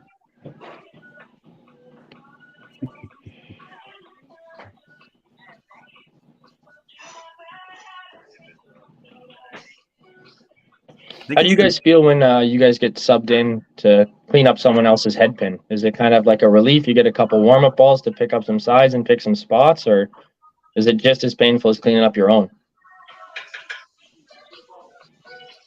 I like coming in to throw a ball, whether it's one or two. I'd prefer to throw a ball, then I can get my slide and make sure that I feel comfortable. And plus, let's be honest, the guy who throws the head pin, that you're getting subbed out. So does that person really want to stay up there and throw the last two balls? Probably not. Yeah, that's true. And at the end of the day, if he only gets, the guy gets, 5 or 7, you almost run the risk of a little bit more damage by that person throwing 2 more crappy balls. So you might as well get the fresh person in, come throw a new ball, because that new person coming in knows that their attitude needs to be right. I'm not saying that the head pin is wrong attitude, but they know that they got to throw a couple. I got this. So you have, free balls in a way. What about you, Connor? What do you think? Yeah, I'm just happy to throw a ball anytime there's a chance to throw a ball. Like, it's just exciting. I think that it kind of all ties back into to how the team is in the pit, like having them all against the wall together and hanging out in that tight space. Like, it's easier to come in that environment, right? Like, your whole team's together already. You're all pulling for each other. So I think that's something that, it's behind the camera, but I think it plays an important role too, especially for people coming into a game. I tell you, as a player, it is sure nice having the team behind you and saying, like, let's go to. I mean, obviously people do this in the open playing or the Masters and stuff, but this is a little bit different yet from that. When you have the 5 or 7 and the coach is in behind you, come on, here we go. You just have a sense of passion and confidence in yourself. Like, your whole team is giving you the kudos and the confidence that you should have it yourself, right? It's a fun environment to be in. Yeah. He's so good. Such a good ball. Just very smooth.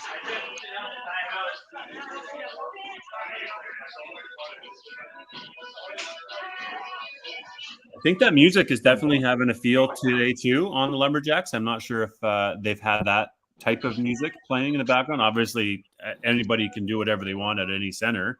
It's your environment. Go ahead and create that environment you want. But I don't recall hearing Lumberjacks with this type of music, do we, Stefan? No, it's it's something that they wanted to. They talked as a team, like, let's try to do something a little bit different. And I think by doing that, it just kind of gets you looser. you're not concentrating as much. Oh. No. Sorry, But, I had to reconnect. it's all good. Yeah. All right, we'll come back to that comment. But yes, the music is definitely playing a field. We're at halfway mark. Close match here. Some things are loading up, and we're looking forward to a final good second half here. So we'll play the commercial. Back in a few, everyone.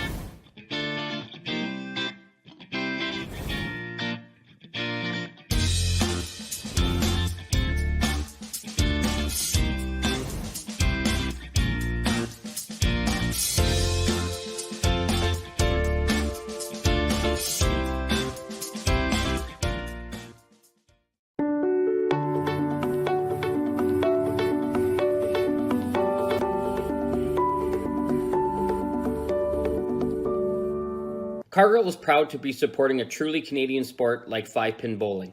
We look forward to watching some great competition from many competitors and bowling centres across our country. With hundreds of locations across Canada, Cargill is committed to helping the Canadian farmer thrive. Whether it is selling commodities, getting agronomic advice, fertilizer needs, crop protection, and marketing expertise, Cargill is here to help. So please enjoy this bowling. Thank you.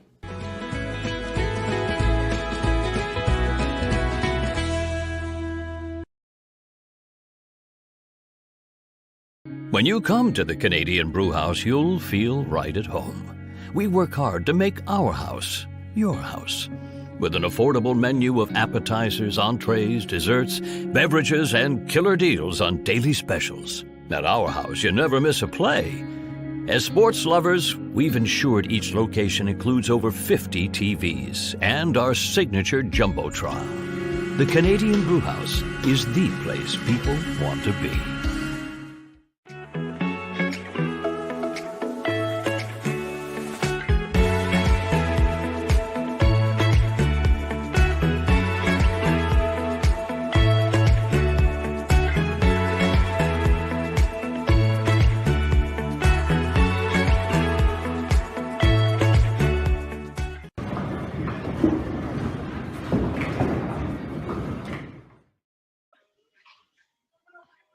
All right, back to the action we go. So, second half coming our way. Pretty close match. The Mayhem does count the scores. The Lumberjacks does not count the scores, it doesn't look like. Yeah. So, Mayhem or Lumberjacks have another 60 up there. So, maybe a slight edge so far to them. Yeah, I think it might be a 20, 30 pins difference. It's pretty close, for sure.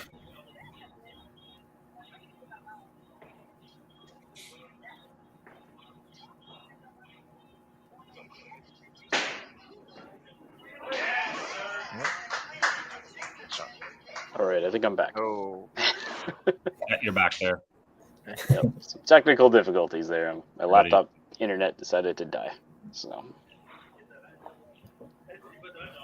A good start by Isabel coming in off the commercial break. Jeff, on the other hand, a little punch. He's on a double. Certainly working his way.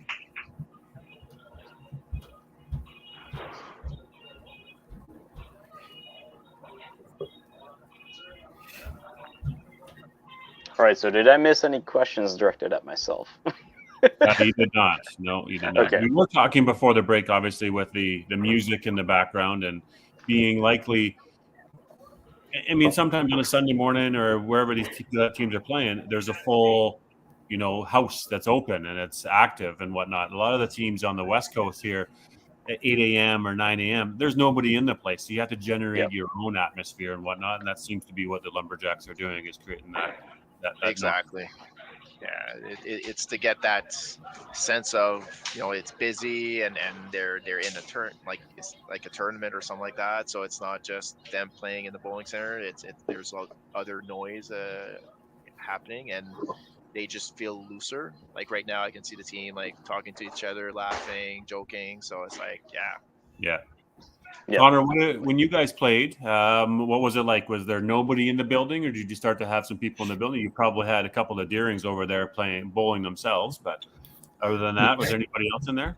Yeah, the family was in there bowling, but we actually had like the worst birthday party of all time, and so that was awesome. Oh, really?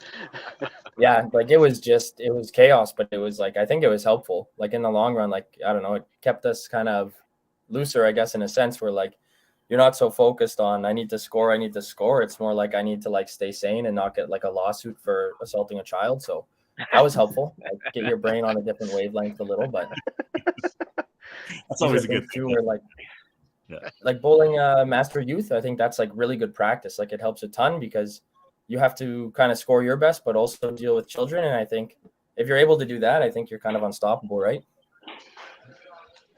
We do have a switch here for JF. We have Fred Martin coming in. Yep. Yeah, we've had both scenarios, again, depending on what time you play at. If it's an 11 a.m. or noon, there's of course people in the building and they're eager to get their global on and start having some fun with birthday parties and where we're of course all business down there. The earlier games, and even sometimes the earlier games too, they'll have a YBC tournament, whether it's rep league. It's fun to play in the house when you've got a packed place. You've got atmosphere, you've got people watching, and then you start cheering and high-fiving and everybody looking down like, what's going on? Who are these people with their own jerseys? And then we got cameras all set up. I mean, now that we're into year 3, most people kind of, from the YBC, they know what's going on. But yeah, if it's just public, they don't know, but they quickly learn. Oh, that was a good ball by Mayhem. Oh, Team Max. Yep. And a second switch. There you go.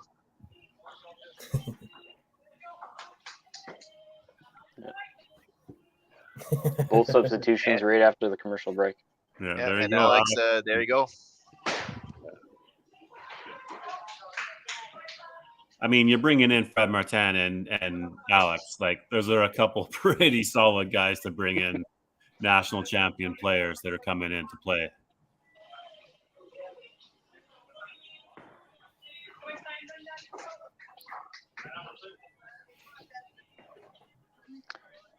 Oh no, I missed Ian's 2 punches in a row. Yeah, 4 head pins, 2 punches. I wasn't here to jinx those ones, so I'm safe. Oh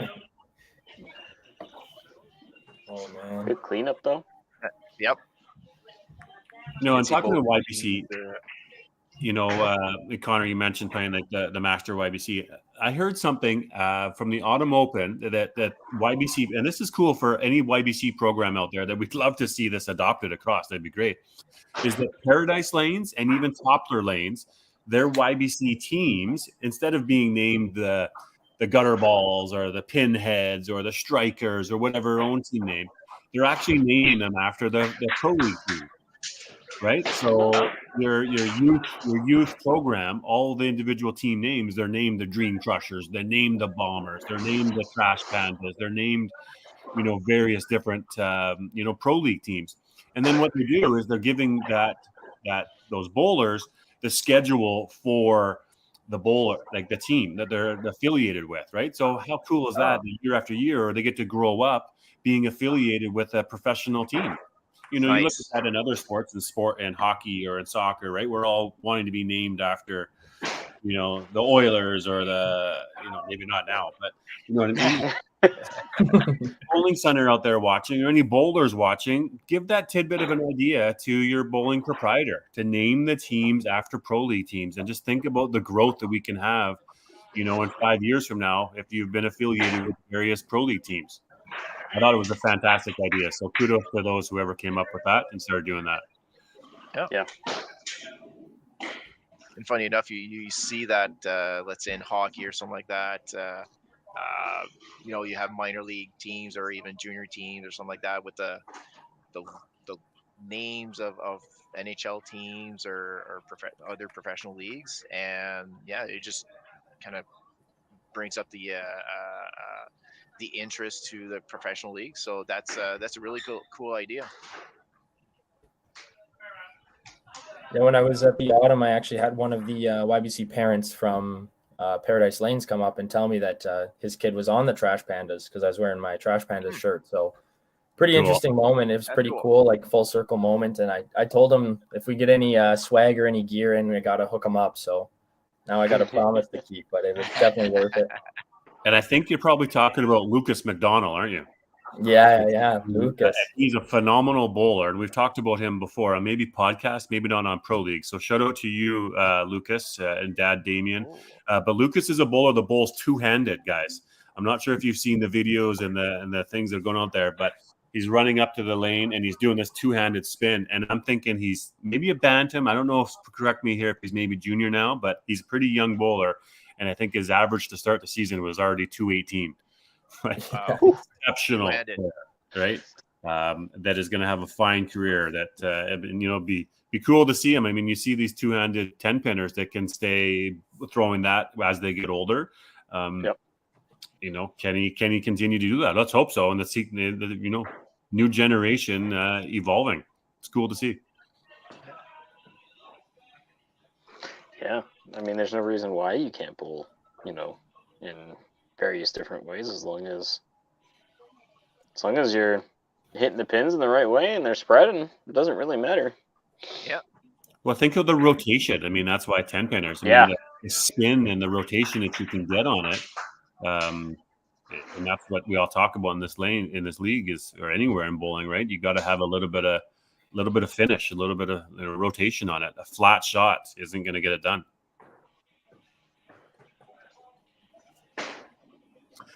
That's 3 head pins in a row for Ian. Yeah, Max throwing a bomb there. Yeah, on the Lumberjacks side, there are a couple of good switches there. As Fred and Max both had a good frame there, coming back, throwing a mark, getting them back in the game, back in their matches. So exactly what you need out of guys. If I remember correctly, they're not including marks, right? So we're sitting at 794 plus Sly.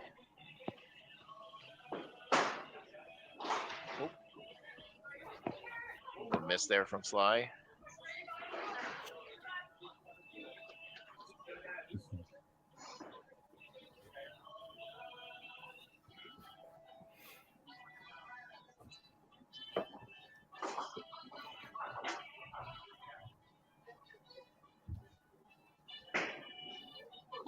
Much better ball. Yep. Need to stay in the game. Yeah, I mean the three strikes there on the Mayhem side. So yeah, Mayhem will be looking to double those up, won't they? Yeah, they don't want to let this one slip away, and those 3 doubles are massive. Yeah, I'm channeling my inner Greg. He wants to see at least 2 of them be doubles. Yes, Gigliak, he does. Yeah. Who's now playing instead. I'm sure he'll commentate at some point, but he's also a player now. Yeah, they haven't. When their first game is? There's one. When's Heartland Kingpin's first game? I don't know. I'll have to check it out. Yeah.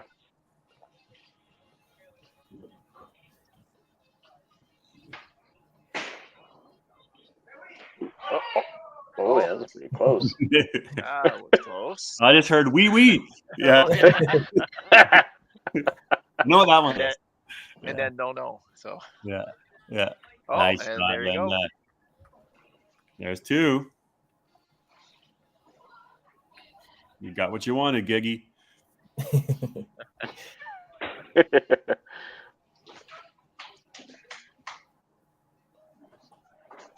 I'm going to go look up when they first play.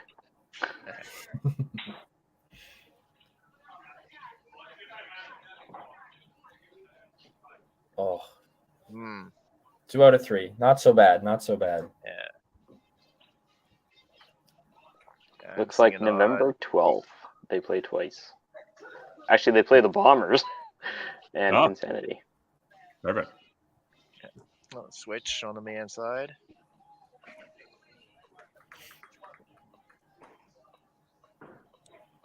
Matt's in to see if he can finish some fun stuff for Gavin. Yeah. Big strike for Matt coming back. Couple open frames. Don't mind that second spot for Matt Leonard. Mm-hmm. Started off strong, obviously missed a few in the middle there, but not a bad little spot. Solid team. The guys can play anywhere, but it's not a bad little spot.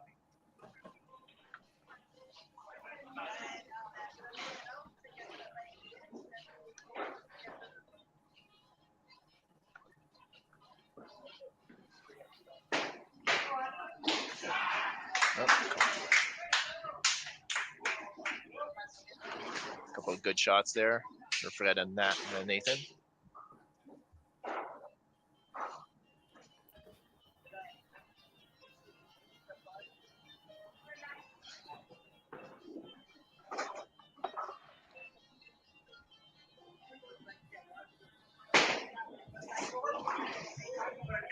Ooh, just touched. Close. All right. There you go. There you go. He's back. Back on the right pocket too, right? He's never left. Yeah. What is a 3 hit-pins in a row? Is that a buzzard, if I remember correctly? That's a Cerberus. It's a 3-headed dog. All right. 3 headpins in a row has a name, does it? I've heard it's a buzzard. 3 spares in a row is chicken. 3 strikes in a row is turkey. I'm anti-bird. I think turkey. Anti-bird. I'm anti-bird. I think they're fun to eat, and turkeys are pretty cool. But I don't know. I've never met a 3-headed buzzard before.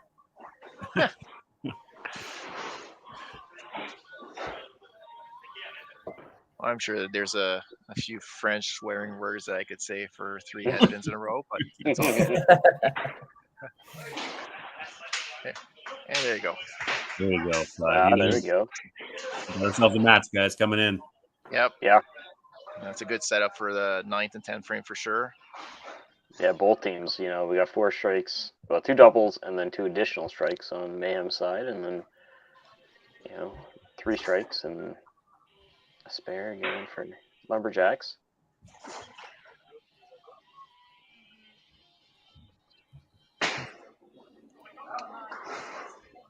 Lumberjacks has the point lead coming into 8, but Mayhem has the mark lead. Big shot. Oh, Great big shot. Big shot. You almost knew it as soon as he threw it too in the spot that he was already starting to track backwards, didn't he? Yeah. It's a cool That was game. the right pocket. You can throw the ball and just immediately within 5 feet of that ball,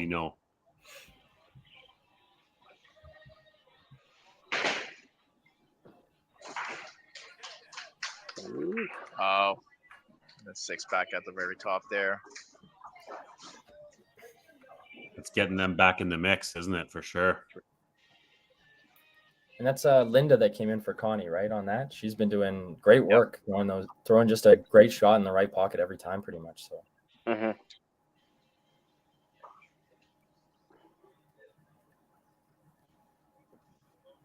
Matt with a stumble.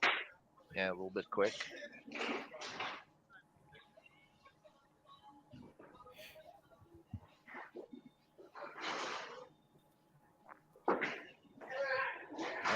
Yeah. That was a bummer. Yeah. Oh. Oh. Is that 3-pin karma? Yeah. Expecting a kickback on that one. I feel like it's one of those 50-50s. Like, half the time I get it, half the time I don't.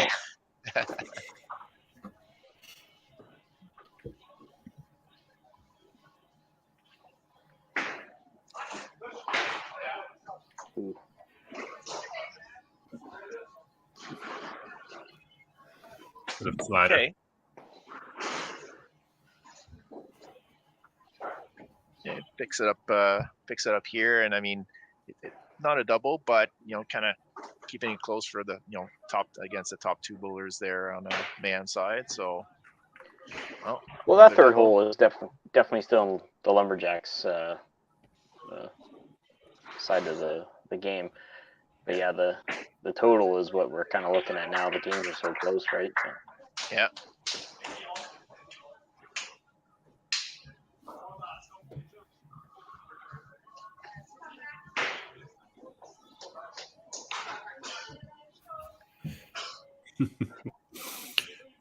We're not putting every post up there, but there's some pretty good banter if anybody wants to watch the YouTube comments afterwards. There's some good banter back and forth with our friend Tim Wiseman and Alex.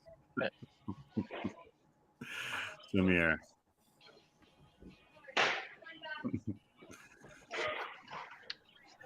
Unfortunately, Ian back on the head pin, but not the way he wanted.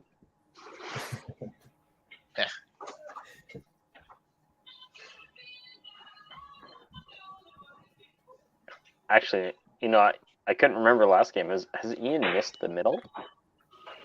I don't think so. Yeah. It's. Okay. Those doubles up top. I mean, those 3 doubles. Those are going to be have really put Mayhem into a good position here. Yep. Lumberjacks is not counting there, so they've got the 60 blah blah blah, roughly 90 more up there. Mm-hmm. So yeah, it's really tight. Yeah, you can add 75 to that from the previous one, so they're at 1,050 plus whatever Sly finishes with here. Another 15. Big 10th frame coming home. So this Isabel's got a max 270, whereas Jeff's got a max 289. Jeff will need the first one for sure. Yeah, just to stay in it. Yeah, I mean, if he goes, you could go 43, 30, 30. 250. Yeah. That first ball's going to count. First one's big. And you left it open there for him. Yep. Mm-hmm.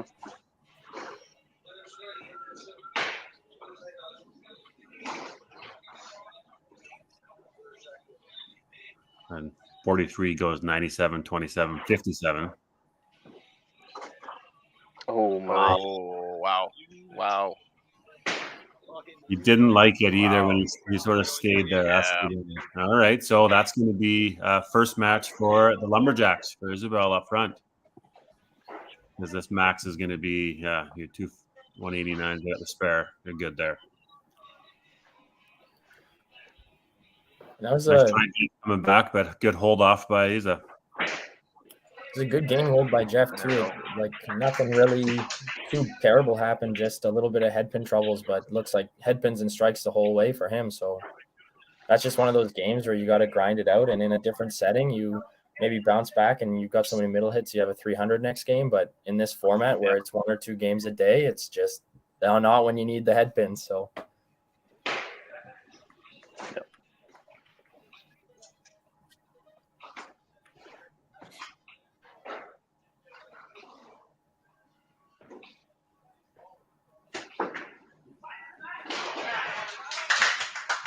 Big strike. Leonard, he'll secure the point there. Yeah. Team points. Oh. Good job, Linda. She's got max 282. Not technically done here yet by Matt Leonard, but certainly in the driver's seat with a 266 for sure. Yeah. 2. Need a small count. Oh, she gets another one. Good ball. Yahtzee. Yeah. Yeah. Oh, man, we're going shot for shot here. Yeah, I like that spot for him. I like the 2-hole.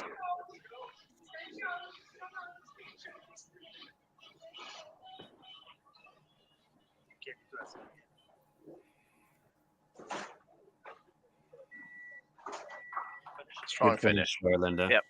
Yeah, strong finish. Good game. Yeah, for coming in off the bench, she did a great job throwing 5 in a row there, right? So Absolutely.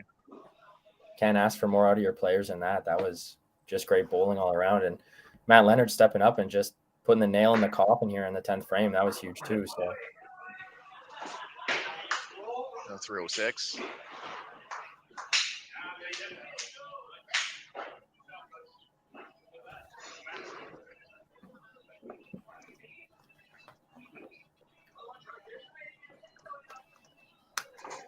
So this one's not quite over, but very favorable here for Fred. He's just got to throw probably a big mark. You're 212. 12. Yeah, so he's good. 3-0 now. That's it.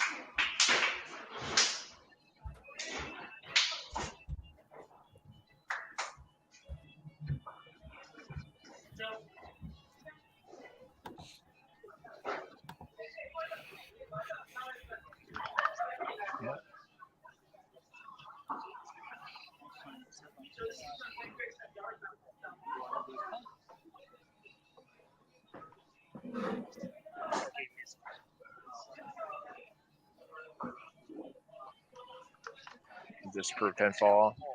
Good shot. 212, yeah, good shot there. This double's pretty big there for the 4 spot, Nathan. Yep.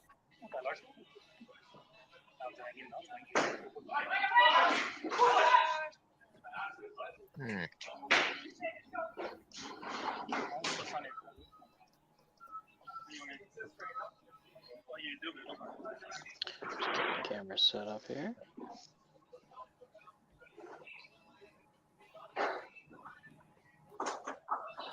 Oh boy. This is a tough start here for the Mayhem. Last year's division winners in the regular season are going to start off their season with an 0-2, and it's not pretty, right? Like you're 7-1 the last game against Next Gen. You're likely looking at, maybe you can go 6-2 here.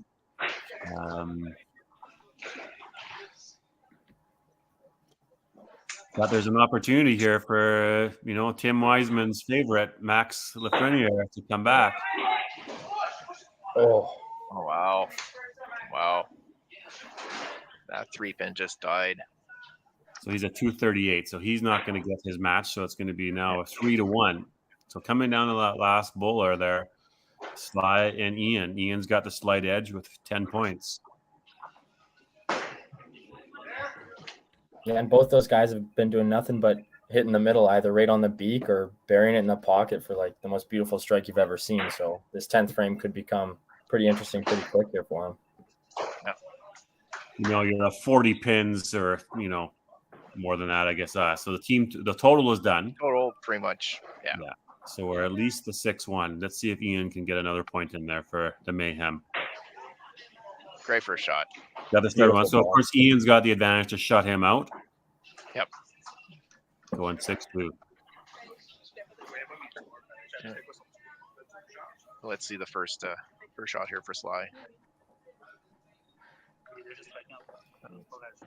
Got a crowd behind me.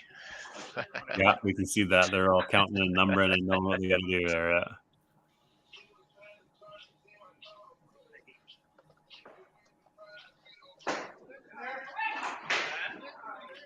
All right, so that one's over. That's pretty much that. Yep. So 6-2 for the Lumberjacks over the Mayhem. So 3 points on the day for the first weekend of the year for the Mayhem. A bit of an opener for everybody across the league that, hey, there's opportunity to be had here. Even if, like, looking at the Lumberjacks, you start off a little bit slow, but they're right back into it now with a 2-game win streak. They're going to be playing the Toppler Roses.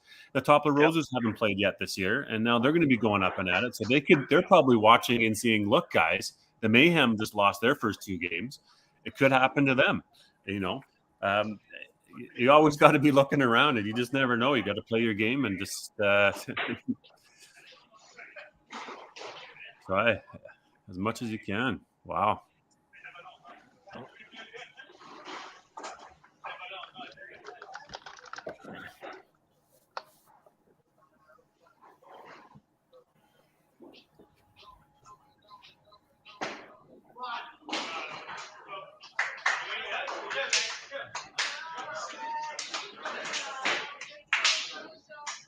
All right, and then Mitch is setting up cameras on the other side, so we'll do a little pull out here and get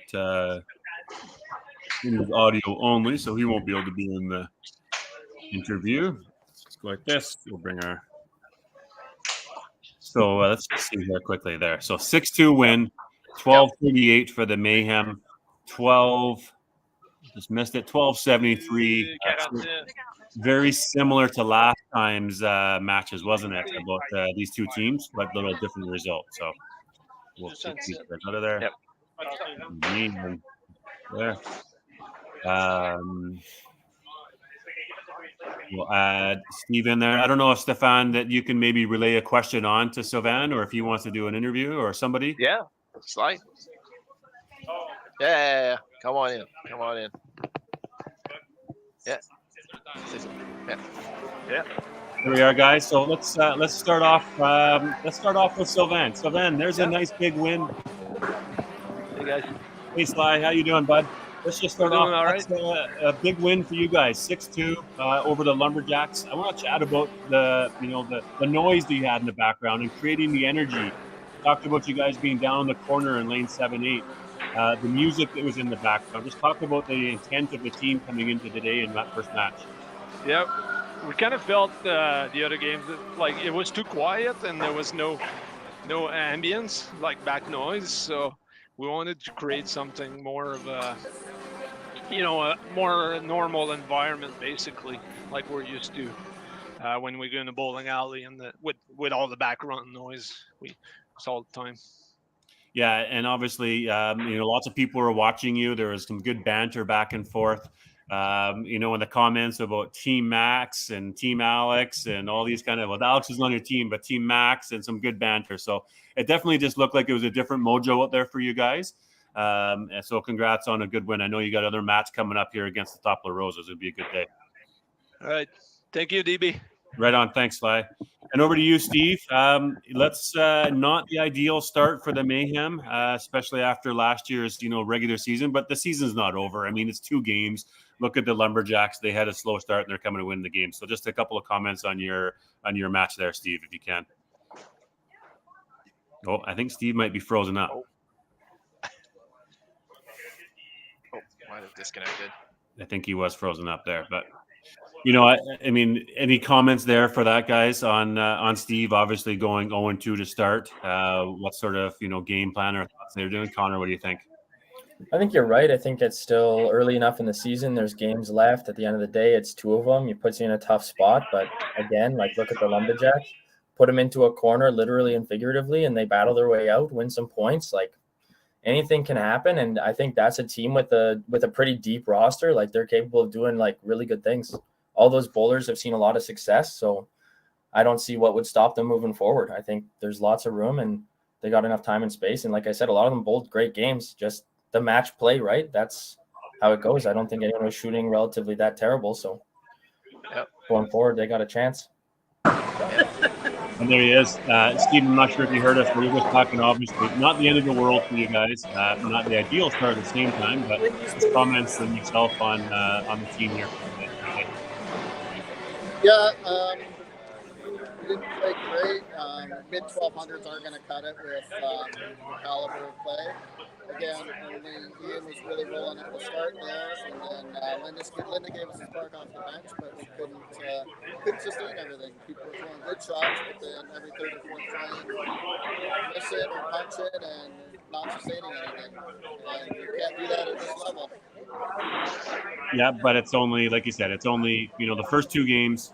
They're under your belt, and they're pretty strong teams in that too, right? I mean, like we said earlier, every team is going to be strong, but I mean, the Lumberjacks, they're a solid team, and of course, Next Gen, we know that they're a very solid team, right? So it is what it is. I'm sure learning from it, and we'll get better, won't we? Yeah, like I said, there's so much parity. It's a long way to go. That's only 2 games. We got 9 more, so onward. Yeah. All right, good work. Well, we'll let you go. Thanks for joining us today, Steve. Obviously, a couple games under your belt, and we'll see you probably next week back on either commentating or playing. I'm not sure when your next. Do you know when the next game is? Yeah, we're off till January or something, so I'll probably be on that side of it. Before then. Yeah, happy to have you on this side. Okay, we'll let you go. We'll run our commercial. We'll wrap things up, and we're coming back to the next match. Next Gen will be back in the mix. Thanks, Steve, for joining us. Yeah. Take care, guys. See you, bud. All right, so Steve's gone. Guys, this is my end of today too. I'm heading off to soccer practice, so I know Mitch is in the background there. He's got no audio or no video, but he's got audio, so he'll manage the controls. You guys can do the questioning and interviewing and all the fun stuff. But I know we're in good hands. So take care and have a good next couple of games. Good luck to you both. All right. We'll run the commercials. We'll be seeing you Thanks, soon. Stevie. Have a good one. All right. Bet. You guys. See ya.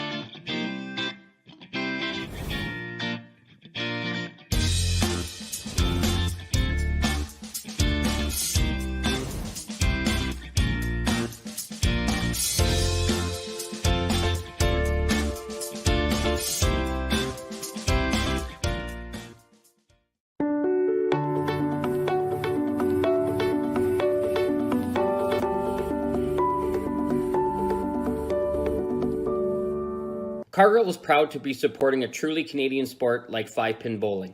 We look forward to watching some great competition from many competitors and bowling centres across our country. With hundreds of locations across Canada, Cargill is committed to helping the Canadian farmer thrive. Whether it is selling commodities, getting agronomic advice, fertilizer needs, crop protection, and marketing expertise, Cargill is here to help. So please enjoy this bowling. Thank you.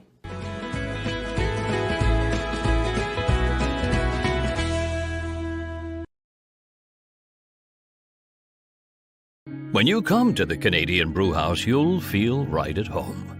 We work hard to make our house your house. With an affordable menu of appetizers, entrees, desserts, beverages, and killer deals on daily specials. At our house, you never miss a play. As sports lovers, we've ensured each location includes over 50 TVs and our signature Jumbotron. The Canadian Brewhouse is the place people want to be.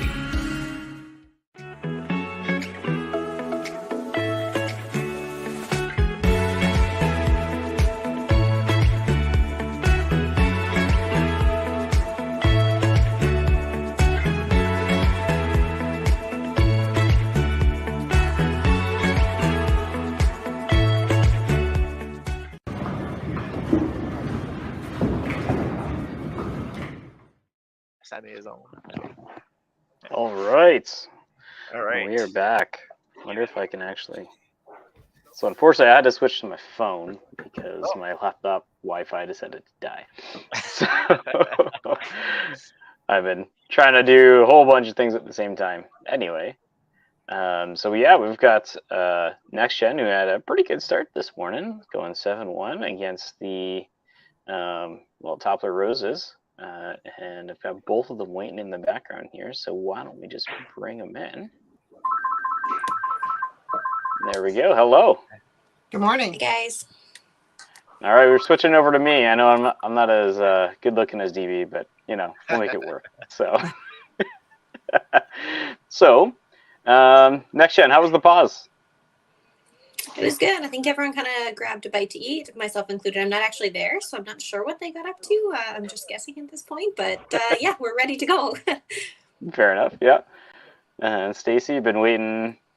Has everybody been at the alley all morning, or just got there?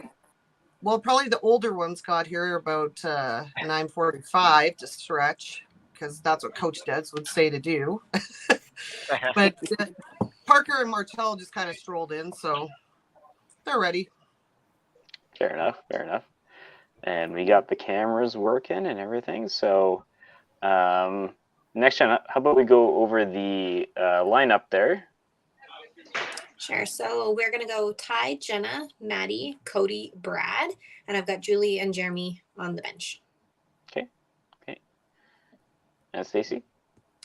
Ours is Parker. I just changed it. Parker, Jennifer, Daryl, Rich, Derek, and I have Martel and Christine on the bench. And no Pam today. Okay, perfect. I mean, is everybody ready to bowl? Do you want to talk a little bit more?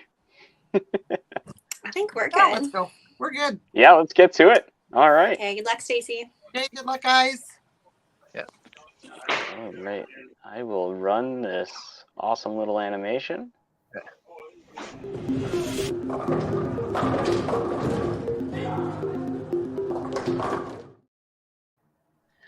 Okay, and I'm gonna get the. Actually, you know what? I gotta start my camera here. Actually, bam. I had to reset everything, so here we go. We got the game going. Let's do some team intros here. Connor, do you mind doing next gen? It looks like they got Bradley Ticket there, Jenna Lamoureux, Tyler Ticket, Julia Robko, Cody Steer, Halia Cole, Jeremy Harris-Simchuk, and Madison Jenkins. So they're bowling out of Bonnie Doon and managed by Desiree, who's always been, around for them. Big staple in the sport. So it's looking pretty solid, pretty young team. Hence the name, right? Yeah. And Stefan, do you mind doing Top of Roses? For sure. So we got Parker Anderson, Rich Weber, Jennifer Smith, Derek Holm, Pamela Wilson, Marcelo Juricic, Daryl Wood, Christine Pocha, and bowling out of Top of the Bowl with the manager, Stacy Weber. So really good, solid team there. Awesome. And if I believe it came down to these two teams, this is a rematch of the finals of last year in this division. Because Toppler beat Mayhem to push them out, and then ended up playing next gen.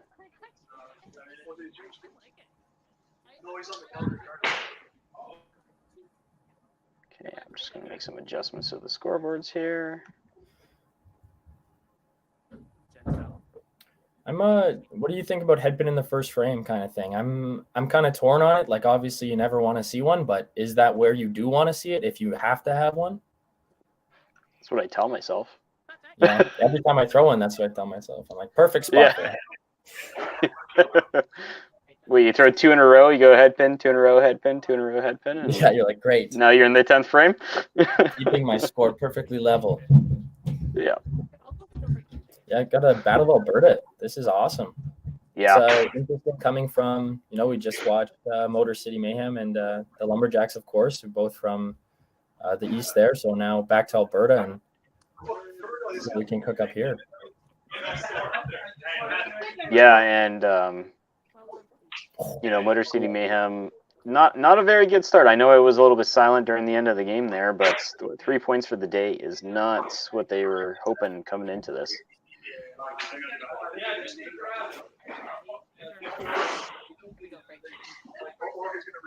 Oh yeah, both teams off to a pretty good start here, though, throwing lots of marks. Yeah. There's a reason these two teams were top of the playoff. Well, this side's playoffs last year, right? So there's been a couple changes. Oh, Rich! Wow. Okay, so is that where you want your aces? If I have to get aces, I want it right in the first ball in 10. Wow. Oh.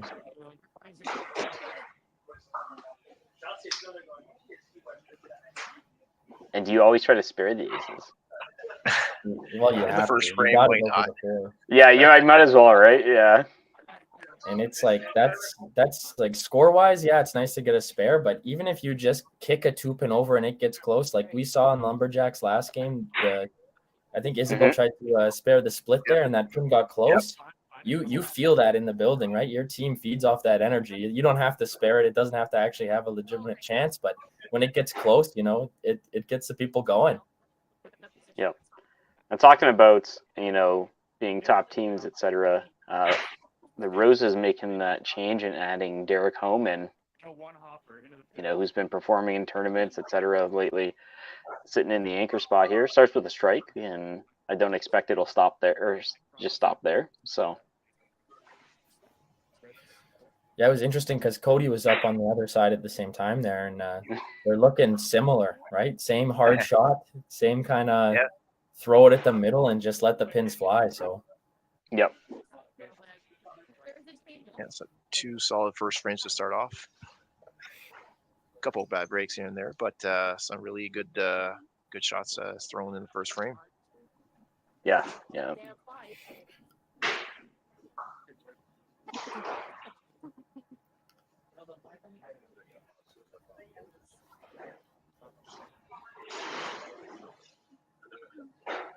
Just gonna plug my phone in, or I'm not gonna make the full 2 games. Oh, Parker. Oh. I bowled Good it start by Parker Tyler, quite a though. bit. Yeah, Tyler rolling on a double. Yeah. Parker, I bowled a doubles event with, and you know, bowled against him a lot. Obviously, being in like the same city, so I think maybe this year for Christmas I'll get him a map to find the side of the middle there. Oh. Trash Panda's talking trash over here. No. Living up to the name. Parker knows. He always crushes me, so you gotta get him when you can. Could see a rare buzzard though here, hey? An early bird, but not the early bird you want. No.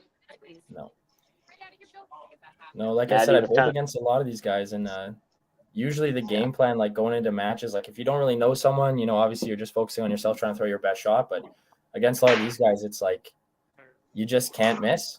Like Parker, I bowled against him at the Beef Bowl recently, and like I started hot, and he started kind of the same way, where like he's just getting some head pins here and there and having some trouble. But he's a guy where you give him an inch, he takes a mile, and next thing you know, you're back 50 pins, and he's taking the point, right? So.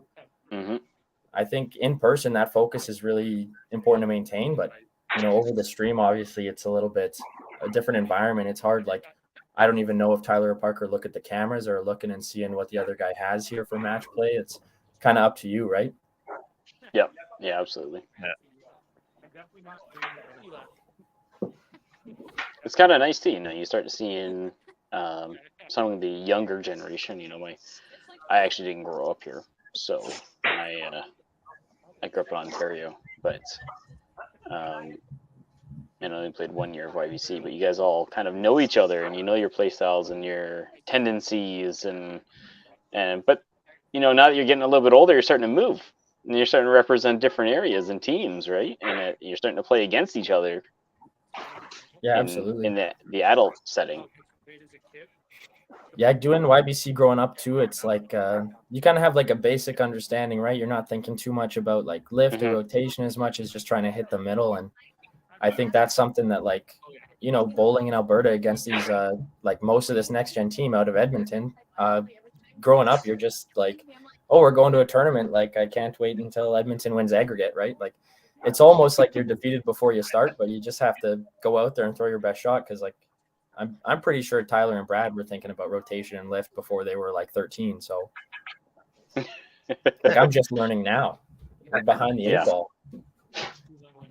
I mean, I feel that I quit bowling when I was 16 and started when I was 26. Like, started back up at 26. So, and I never had that growing up. I assure you. Yeah. At least that now knowledge instilled in me. Yeah. It's kind of a testament too to just how important like Pro League has become, and you know, these WCBT events, and even just proprietors putting in effort and hosting new tournaments, right? I know at the autumn there was a lot of buzz about the North. Robert Thompson had, you know, great showing, and talking buzz about new proprietor up there in Grand Prairie, and we just got new proprietors in Medicine Hat, and it just breathes new life into it when the proprietors want to put on these events, right? So I think that's kind of really helping the game get to the point it's at, and getting people back into the sport is huge too. So So Parker denied us the buzzard. that's like him. He'll do that. He'll give you hope and then take it away.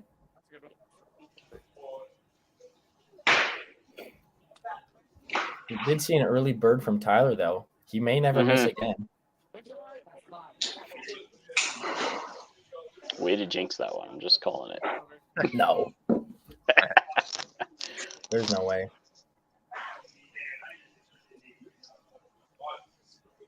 Good half. Good half. Yeah. I think that's when the ball just falls off the lane before the 2-pin. You feel that. Yeah. Just hoping to just breeze by, just nick it. There you go. Just hoping it catches the rubber. Yeah. Is that one of those instances where the 17-inch is a negative? Ooh, yep.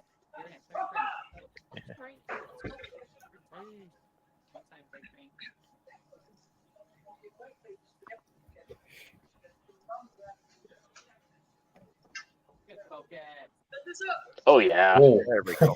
There we go. No doubter. I was gonna say no doubt. Yeah. There you go, Richard. Good half. Cody Steer's been throwing good. He threw pretty. He had a couple good streaks in the first game. I think he had 2 turkeys, if I remember correctly.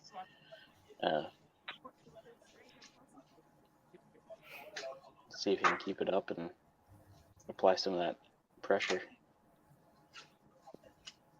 Yes, he can. Great shot.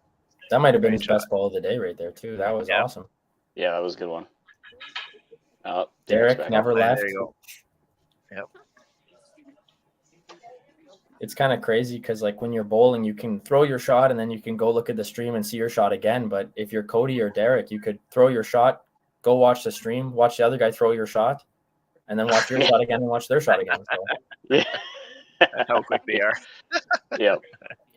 Just throwing just a great ball right at the middle. So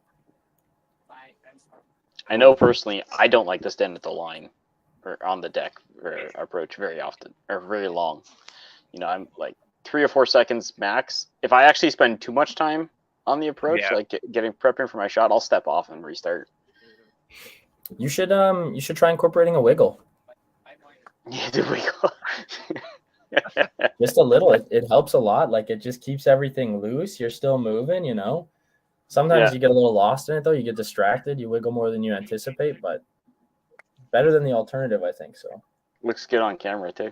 Yeah, great for viewership.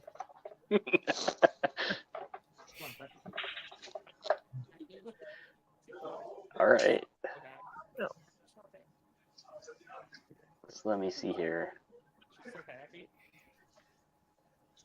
Next gen is not counting marks. Yeah. And a top couple of roses doubles. is. Yeah. Oh, big strike. Oh goodness. No, beautiful. There we go. Yeah, Parker's he's putting it in the second gear here. Yeah. You knew he would. There's never a doubt with him. He's such a competitor, and he's so mentally tough about it too, right? He almost finds his own flow state in his brain and will just keep hitting the side and the middle, just keep doing it. So yeah. He's someone if he's on your team, I'm never worried about it, right? Yeah. But on the flip side of that, when you're doing an open or you're bowling this, as a manager, I'm glad I'm not the person that has to make pulls, right? At what point can you realize because obviously you've got good bowlers on the bench too, so. Mm-hmm. Yeah, and I mean when you start with 2 head pins, it's not like you're throwing off, right? Yeah, and especially because he's pinning well on them. You got a 2-pin there, but that ball wasn't that far off. That's he's throwing 6 good shots already. Yeah. And that's the thing. It's the second it's half a board off or just one extra board, and that's it. You'll start going on the run. So So 2 ham bones for next gen. Don't worry, Tyler. I know I missed it, but I saw it.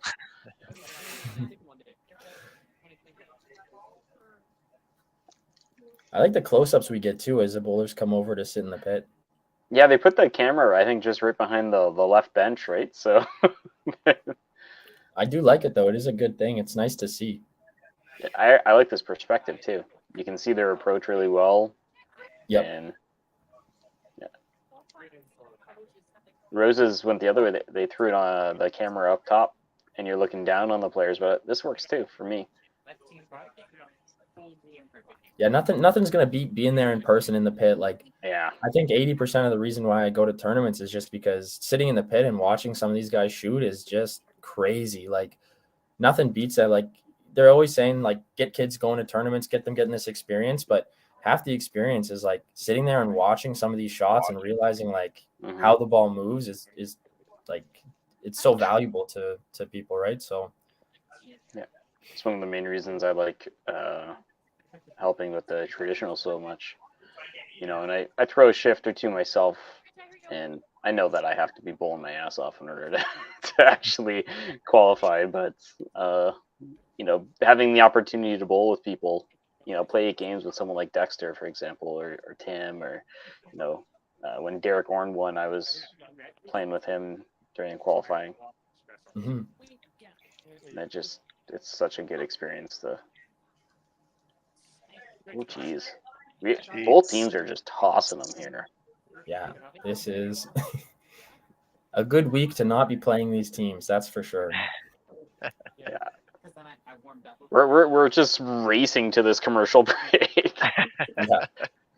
And like we just saw from Next Gen, a 4th frame, huge, right? And yeah, I personally think the 4th frame is kind of like the 9th frame for the 5th frame, you know?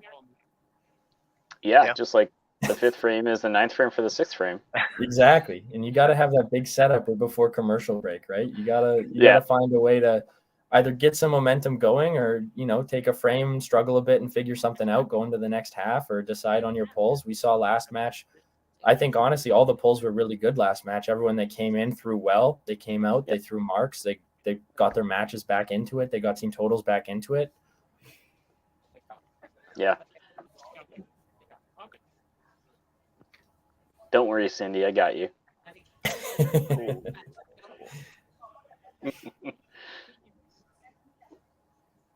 Too bad we won't be playing each other though.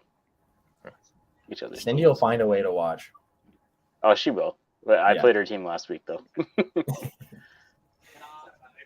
I got my butt beat by Shelby Crest.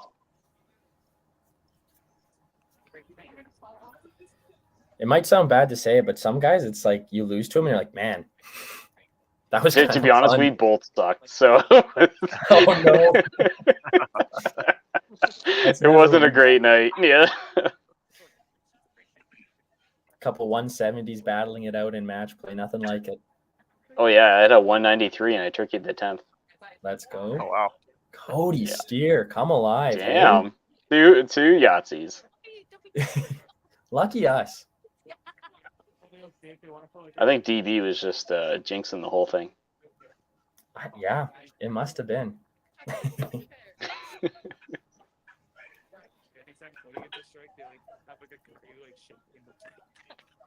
He's 3 doubles on one side and potentially 4 on the other side. Jeez. Oh, okay. Hey, that was you. That's all. Not me this time. Oh. So I jinxed Brad once in the first game. You jinxed him this time. Is Brad rocking the Last Samurai look here? Yeah, that was commented on earlier in the stream. He looks good. Yeah.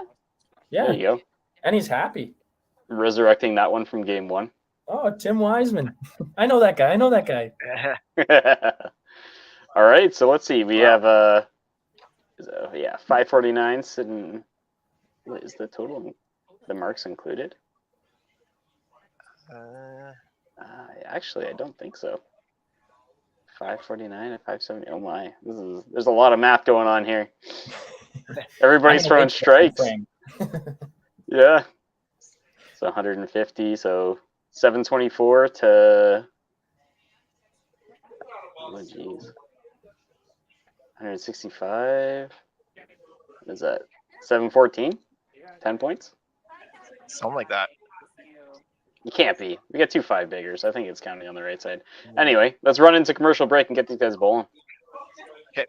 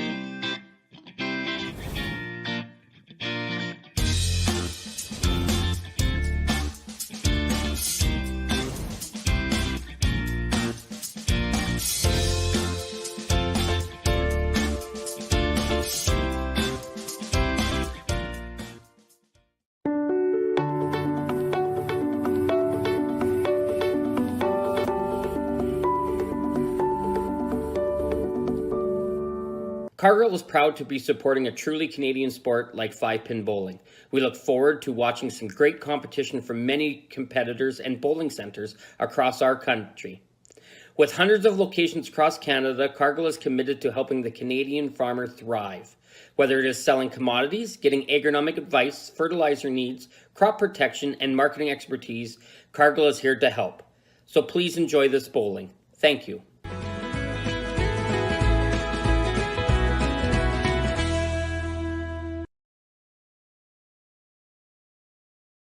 When you come to the Canadian Brewhouse, you'll feel right at home. We work hard to make our house your house. With an affordable menu of appetizers, entrees, desserts, beverages, and killer deals on daily specials. At our house, you never miss a play. As sports lovers, we've ensured each location includes over 50 TVs and our signature Jumbotron. The Canadian Brewhouse is the place people want to be.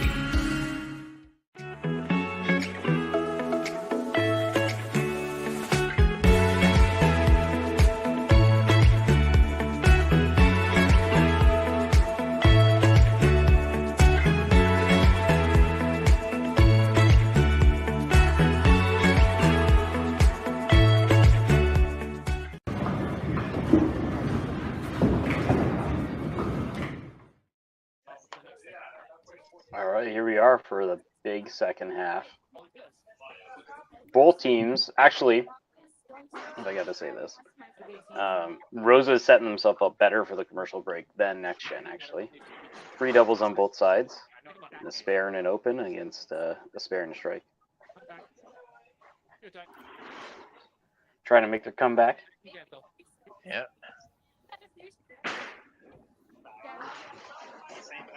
Oh, yeah. Well, this is kind of upsetting because now I guess I have to rethink a better Christmas present for Parker because it seems like he's found the side of the middle. He doesn't need any help. I'm going to get Tyler Maybe I'll just give him a sweater, a gift card or something. Gift card to Panorama Lanes. Get him to come down, throw some games. Oh, wow.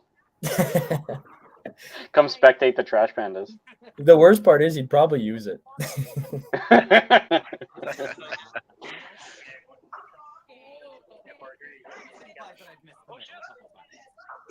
All right.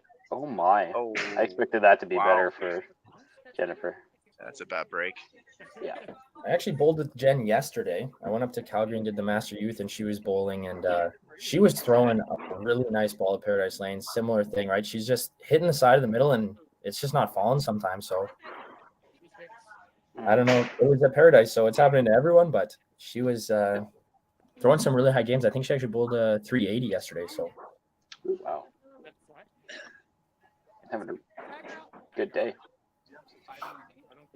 yeah, and that's during Master Youth. Like she was she was also coaching and parenting. So truly superhuman stuff from Jen lately. It's been crazy to see.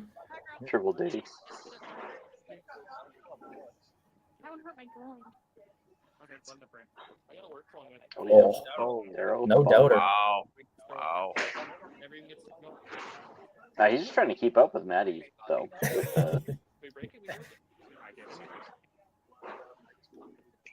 Actually, they can be in the exact same spot. No. No, doesn't matter either way.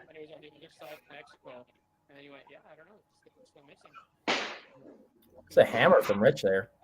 There you go.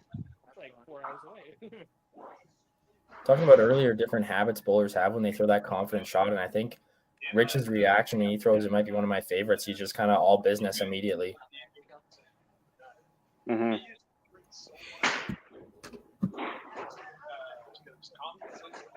We've had a lot of runs already in this game. There, so keep going.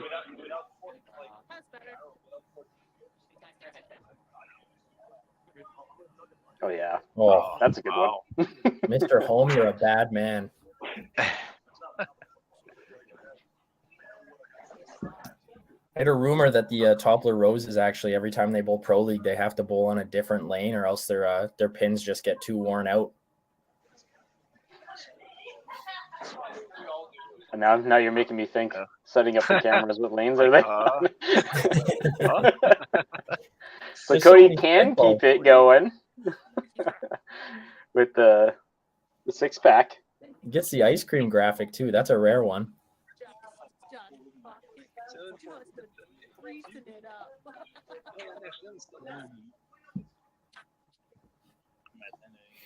I'm glad this isn't the Cody I bowled against at the Open.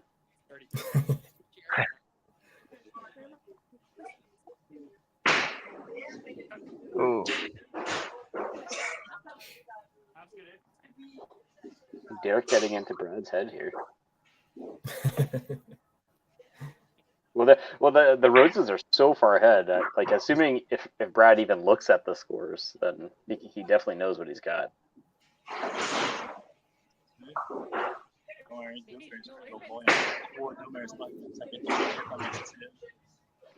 I honestly don't think Brad is the type to look at the scores, though.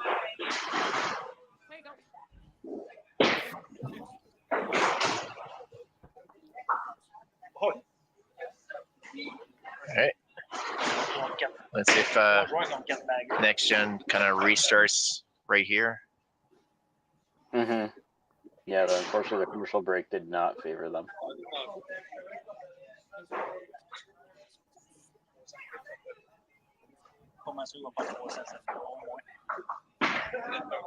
Oh yeah. Oh, man. Oh, he's on. That was a thing of beauty on both lanes there. Yep. It is kind of interesting, like watching Tyler and Parker go back to back, and then when you get to see Cody Derek, it is like just great shots from everyone today so far. Mm-hmm.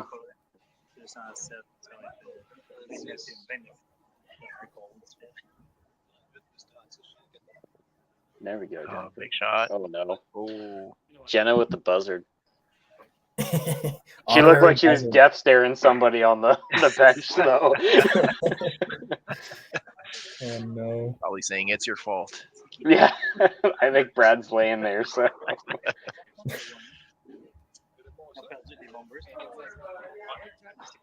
Oh, Daryl. Oh, wow. Wow, Toppler Roses came to play today. Yep. Get the Lumberjacks warming up. Oh man. You guys need to warm up now. No, it's just watching. Oh. Wow. Not only are they bowling well, they got luck on their side too. It owes them. It owes them so many breaks. The amount of times Rich has probably thrown a perfect ball and got a corner pin at Toppler, like it owes them.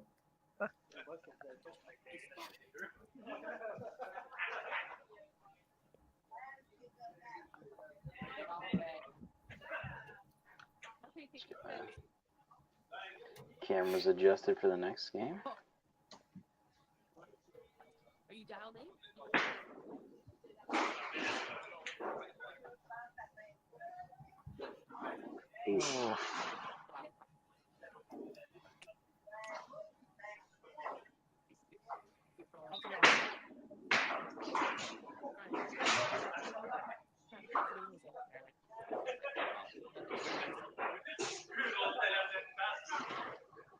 Uncharacteristic open here for the entire team.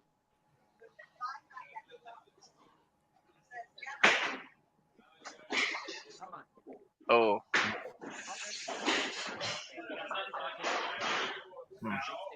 That's tough. You mentioned earlier about kind of pace of play with Brad and, looking over and seeing, like, if he does. But I know personally, like, when I'm bowling the Pro League, like, I was bowling an all right game, but Kara was bowling a really good game right behind me. Like, I was bowling lead and she was bowling second. So I think sometimes there's a little bit of pressure, too, to, like, keep the same pace as a team when someone's on a run here. Just kind of, like, keep them in the flow, right, and keeping their stuff going. But how do you guys think it kind of affects the overall team scores here? In the last couple of frames, we've seen some difficulties coming out of the next gen side here. Yeah, I mean, I definitely understand what you're saying, right?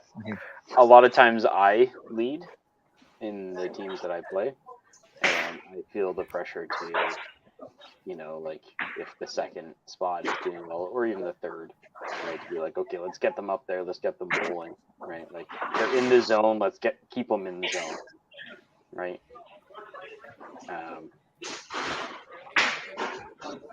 That totally makes sense. Yeah, because if once you get your back in your zone, then everything's gonna get back going for the whole team. But yeah, if you see that you're leading off another bowler that's on a good streak, like you just want to keep that bowler going.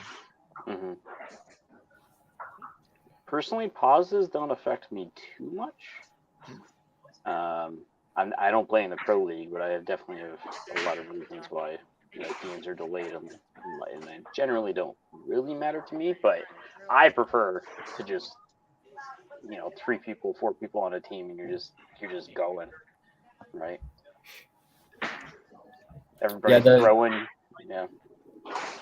The pace is really unique in everything you do. Like I find, like, doing tournaments and stuff too, like depending who you're on a set with, and some shifts at the WCBT, sometimes a shift goes over. It's like one team you have to wait for, and then everyone switches. So those pauses, and then with Pro League commercial breaks, like I think it's just something that at the level you're bowling at, and like with the teams that you're on, it's like something you definitely have to adjust to. But I think everyone's pretty much kind of become accustomed to it. But like my first year doing Pro League, it was very interesting, the pace and kind of figuring out what you need to do.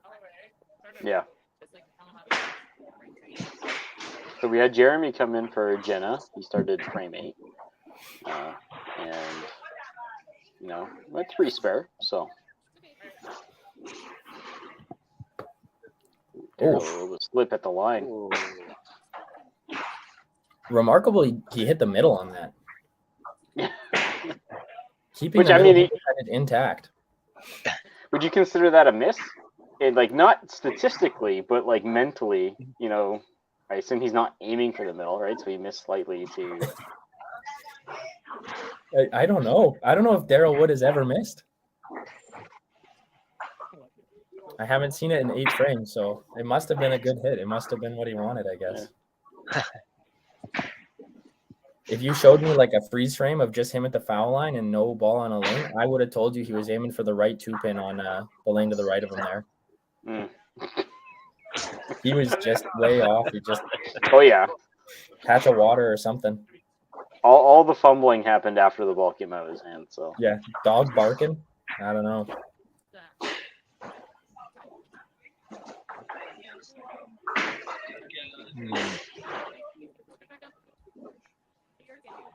Good half by Rich. Good cover.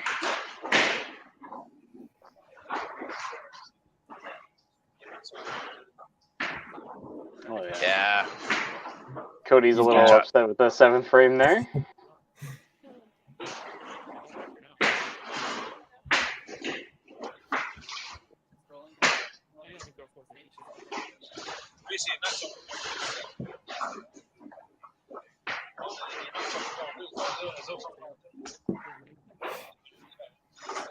Yep.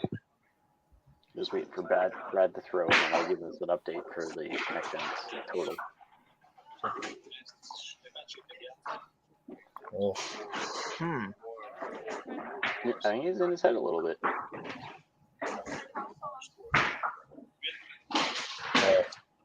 Big shot. That was a bomb. Yeah. Oh, I called that animation.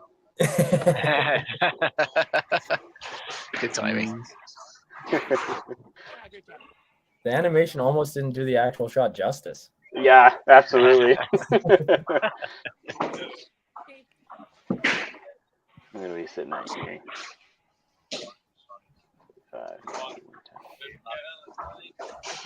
1,084 to 1,092 coming into the ninth frame.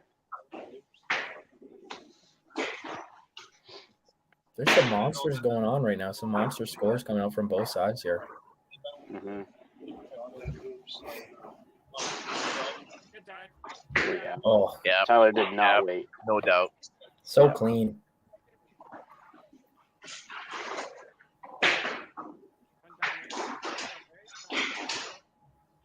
Parker. There we go. We got Julie in for Maddie, so Julie will be starting frame 9. Okay. Finish the game up. Oh, we got a little camera move there. Oh, wow.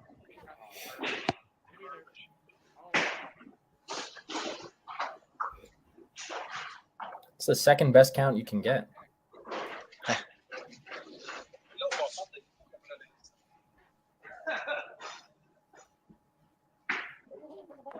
And a good half to build on. Yeah, that game's still there.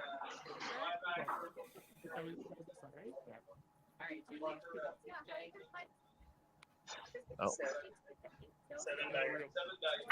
Center that up a little bit of a got a tangle. Yeah. Got to slow the pace down somehow, right? Oh, Julie coming in, throwing a hammer. Oh yeah. Julie came in Holy. their previous game. Last just, game. Yeah, saved it. Coming hot off the bench. Yeah, this next gen team is almost just a testament to how good youth bowling is in Edmonton and how good it has been, right? In the past, like now all these people coming up kind of relatively same time. Oh, man. Oh. He wanted that one. You're dangerous, Maverick.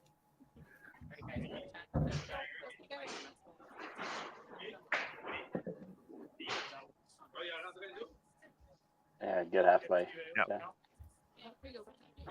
Yeah, that game's So gonna why go couldn't to I do the that on frame. my first ball? I blame the tangle. Iced her out. Okay, so next gen loading up 9. Coming into 10 hot. I told you that fourth frame and that ninth frame. Yeah. Mentally the same frame.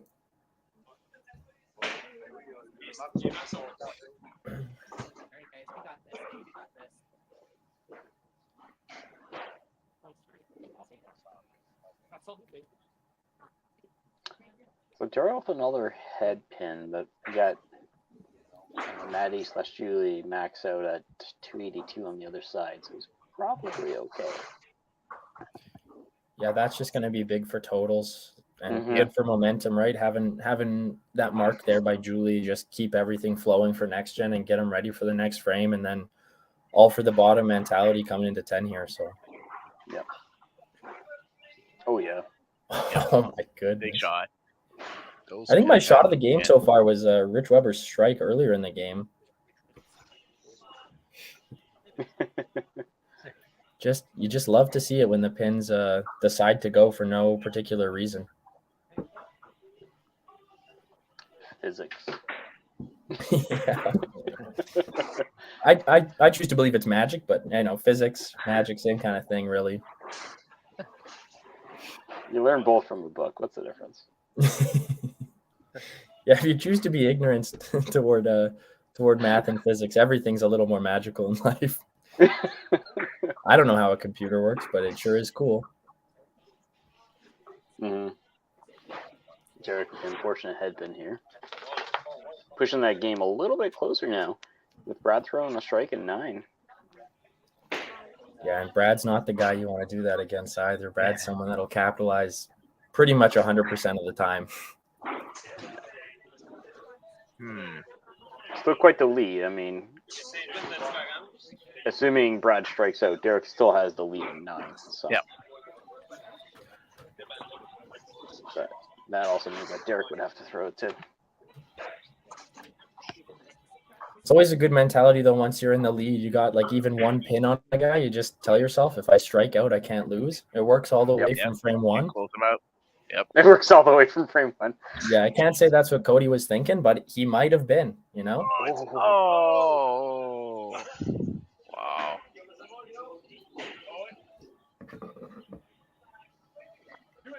Oh. I think that'll seal the deal.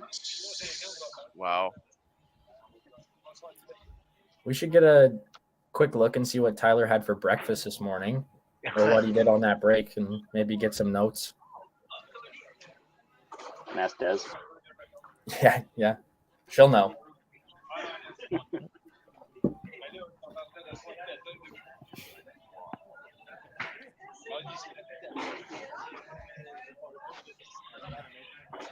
Still 2 amazing games by the lead bowlers here. Wow. Yeah, absolutely. 355.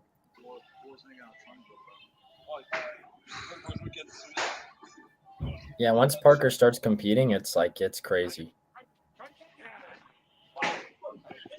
All right. Tyler's crested 4.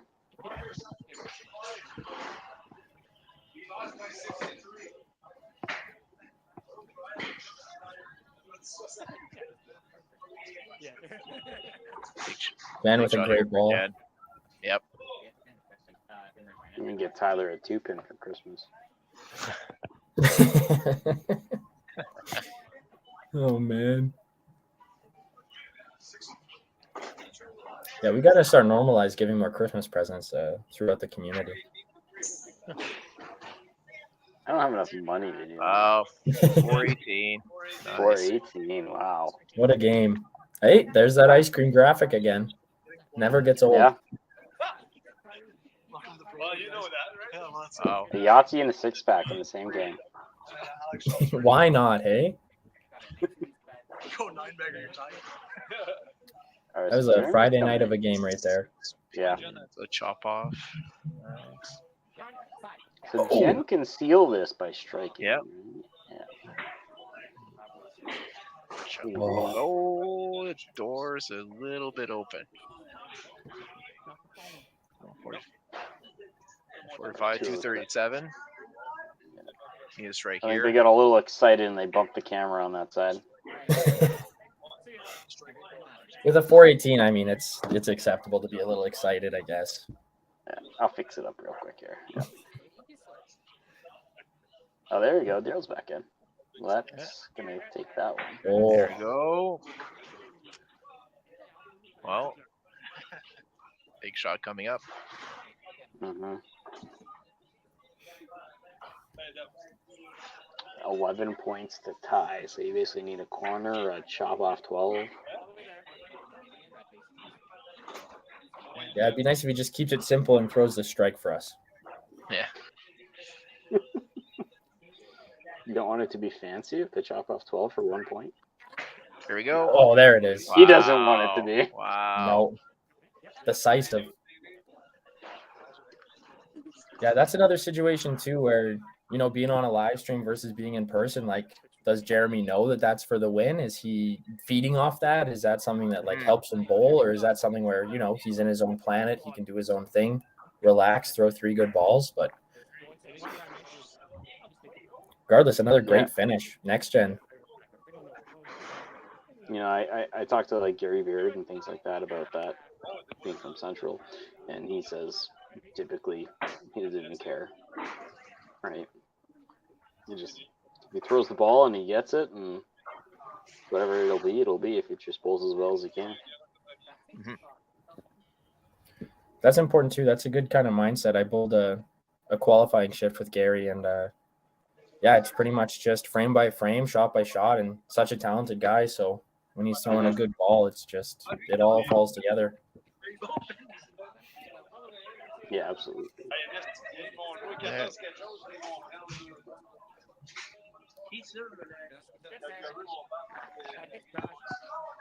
Big strike. Julie gets more powerful as it gets closer to Halloween. She's told me that herself.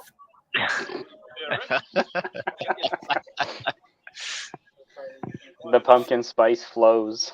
Yeah, she's just an incredible bowler too, and has been all through IBC. So really good to see her sticking with the sport and just succeeding. Right, overall throwing just a great ball every time you watch.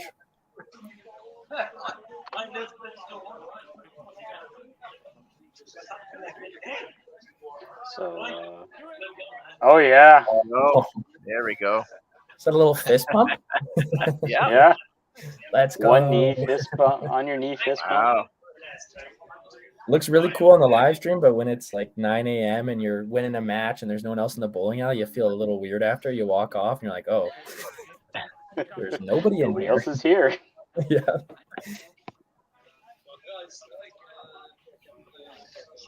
Awesome finish though by Julie, because she came in 9 if I remember correctly. So she just came in through 4, right?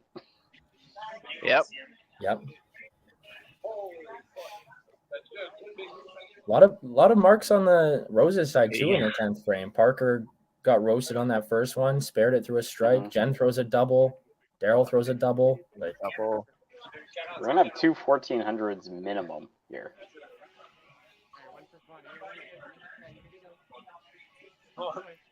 Yeah. Oh, Derek. It's gonna set the pace for Brad. Like I said, if he strikes out, then he's clutch it. Oh, buddy. Just slid that pin over. Wow.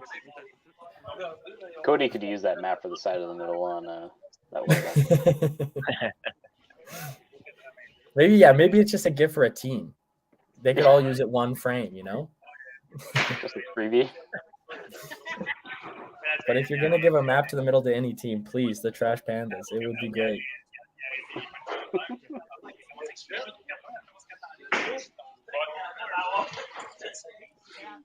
Oh, Jesus. 380. Yeah, you can't spell 10th frame without Cody Steer. Holy. 1500. We have a. I'm just okay. I don't want to say anything because. Yeah. No. Don't go there.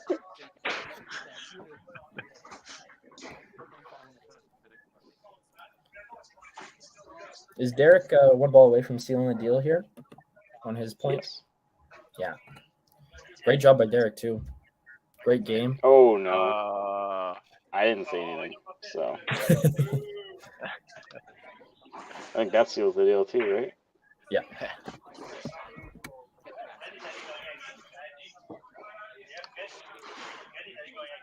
Oh, yeah. There you go. Yeah. He added either way. There you go. Absolutely. You love seeing a guy seal it by throwing the shot, right? Rather than someone missing or something like that. It's just nice when someone's just throwing their nice ball and you just get to watch the pins explode. Yep.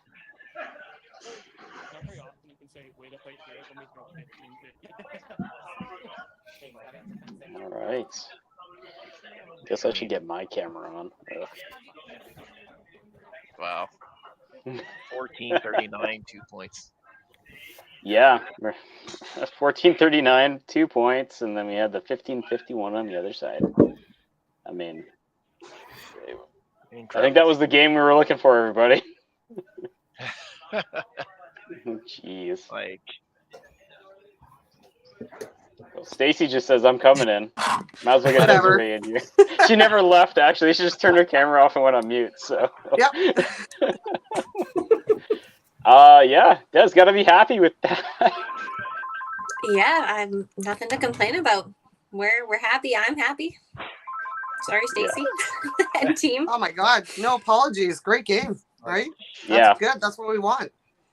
Yeah. Also, I don't know which one of you started to say it and then stopped yourselves, but I caught that, and I'm just saying it's your fault. We were all thinking It is definitely not me. Yeah. I said, don't go there. Don't go there. Yeah, I was like, wait, never mind. The initial thought was already out, and I was like, oh no, that's it. Sorry. Hey, look, sometimes I feel like I have to drive the show and I just talk, but I shouldn't. We'll forgive you, I guess. So, all right. Well, thank you. Great Sorry, bowling. Brad. Great bowling on both sides. Like, so many good shots on both sides. Yeah, top player, you guys pushed, partway through that game and really forced us to kind of dig in and find it. So it was a good match. It was a good, those scores are great, and that's what we want to see. It's tough to come in and play next gen in our very first match of the season because we've kind of been the rivals in our division for the past 2 seasons. But I don't think that Desiree and I expected anything less. Like those are the bowlers out there, right? So. And like we mentioned, sorry, go ahead, Des. I was just going to say, we were kind of talking about how the next gen have all grown up together. I think that's one thing that they have going for them too, is that they've been so used to being challenged even amongst themselves that when they get into situations like this and it's other teams, other provinces, that they're so experienced with that already, even though they're so young. Mm-hmm. Yeah, absolutely. I think Connor was kind of touching on that too. So just everybody growing up together and playing together, and you just know, the mood, everything. Yeah. So it's those good family teams. Hey, Des? Absolutely. So we did warn the Lumberjacks to warm up after, even though the Rivers only took 2 points. 14-40 is not that bad. So yeah, but yeah. All right. Well, thank you very much, Next Gen. You guys had a great day today. Yeah, absolutely. Thank you guys, and thanks, Stacy. Good match. Thanks, Des. Great Okay, bowling. see you guys later. Thanks. Bye. Awesome. All right. I'm gonna, Stacy, you can hang around for a sec, but we're going on a commercial break. We'll see you right after, okay? Okay.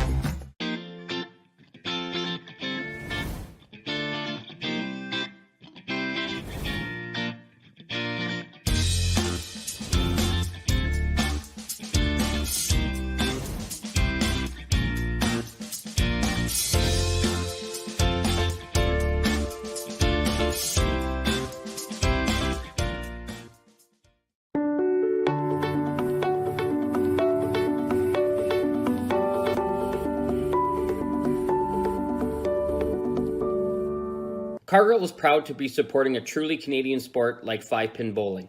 We look forward to watching some great competition from many competitors and bowling centres across our country. With hundreds of locations across Canada, Cargill is committed to helping the Canadian farmer thrive. Whether it is selling commodities, getting agronomic advice, fertilizer needs, crop protection, and marketing expertise, Cargill is here to help. So please enjoy this bowling. Thank you.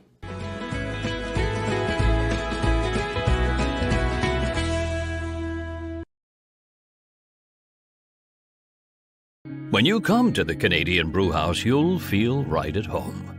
We work hard to make our house your house. With an affordable menu of appetizers, entrees, desserts, beverages, and killer deals on daily specials. At our house, you never miss a play. As sports lovers, we've ensured each location includes over 50 TVs and our signature Jumbotron. The Canadian Brewhouse is the place people want to be.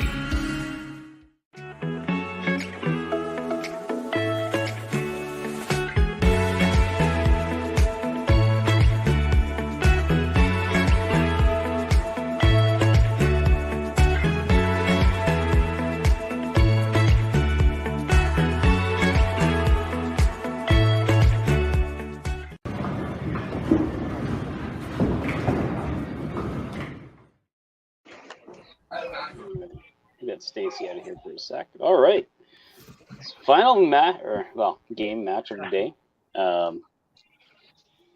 Top of the Roses are going to stay playing, and we'll have the Lumberjacks coming back.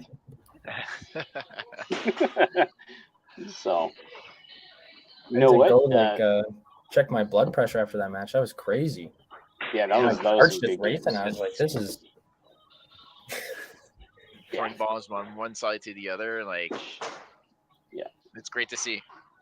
Yeah, and a lot of the matches, right, were just shot for shot a lot of the way, and it's just crazy stuff. You're pretty good in math, but it's you're starting to calculate. Okay, who's got the lead? Okay, and then kind of switches is almost half shot. Like it's just crazy. When you're throwing that many strikes, right? One ball, one frame can change everything. Exactly. If one ball went Parker's way and one ball didn't go Tyler's way, that game would have swapped basically. Exactly. I mean, when you think about it, you throw a 355 and you still get blown up by 418. Like seriously, it's just unbelievable. Yeah, absolutely. Well, Stefan, we got you in here already, so let's get Stacy in here. She comes back. There we go. Back again. Back again. We will. Stefan's here, so you can speak to the lineup and things like that. But obviously 6-2, not feeling that great score wise, but bowling wise, I think you guys are ready to go. I think we say like 1400 at Toppler is like about 1700 at Bonnie Doon. So we'll take 1400 at Toppler. Like it's not easy here. So I mean, what do? You just keep throwing, right? I mean, when something's like that, you're not. You can't be super disappointed, but you want the win. But 1400, you can't really do a whole lot more. So. No, and not just 1400. We're halfway through it. So. Wow. round up. Yep. So, all right. Lumberjack lineup. You have it? Yep. So it's almost the same as what they ended up the last game. So it's going to be Isabelle start, and then Matt. We're going to have Max Lafrenière third, and then Fred Martin, and finish off with Sly Mercier. And on the bench?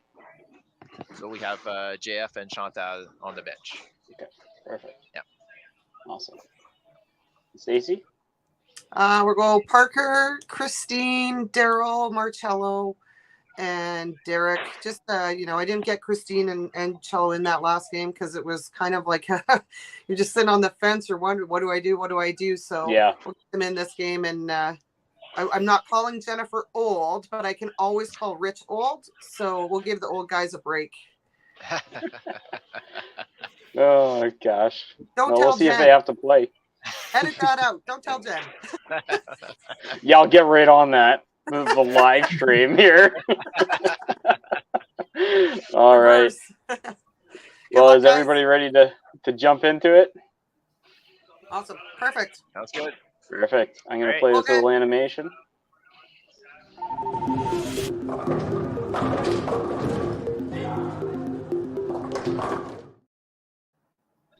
All right, we'll get the main camera in. I'll fix the camera after. All right, let's do a little overview of the lineups here. Stefan, if you don't mind pronouncing all of these names properly. All right. So for the Lumberjack, we have Sly Mercier, and then Max Lafrenière, Matt Leonard, Fred Martin. We also have JF Donny, Isabelle Saunier, Chantal Cyr, Karine Villeneuve, who's not playing today, and playing at Salike Donny and Gatineau with manager Gilles Leblanc, who's off today, unfortunately. So, their team is set to go. Perfect. Connor, do you want to overview the top or the roses here? Yeah, again, we got Parker Anderson, Rich Weber, Jen Smith, Derek Holm, Pamela Wilson, Marcelo Dricic, Daryl Wood, Christine Poksa, managed by Stacy Weber, and they're blowing out a Toppler Bowl in Calgary. So looking to build on last game again. Yeah, absolutely. All right, let's get to it. Yeah, just looking at lineups here too, right? We just went over those, and we know the Lumberjacks lineup. They sticking with a similar one from their game earlier.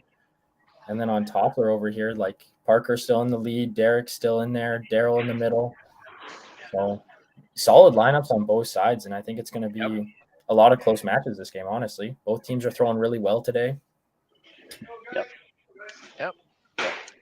I'm really liking Parker as the lead and Derek as the anchor too. I'm just really liking Parker. You sure you're not going to give yourself to him, Chris? I'm not sure. Oh, he's liking it. Yeah, he's into it. Absolute bomb start. Yep, just carrying over from the last game.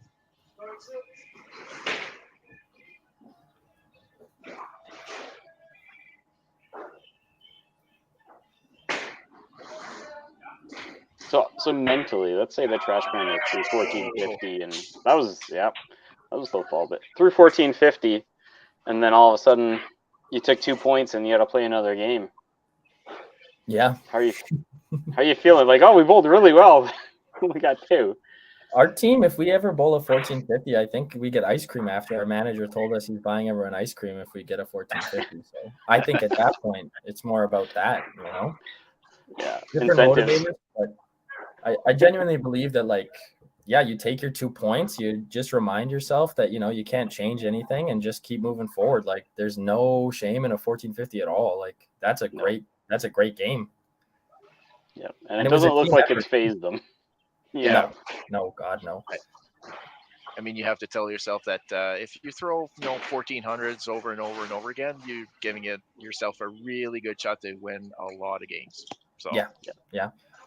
And this Rose's team is like no slouch on experience, right? They got so many great boys. I think Marcello's their youngest bowler, and he's got like more experience than a lot of people that are a lot older than he is. So yeah, experience-wise, I think that plays a role in it, right? Like if you got some younger players or some players that haven't done too many tournaments, maybe, you know, losing feels like the end of the world. But I think for these guys, they're just going to come back and get back to work, right?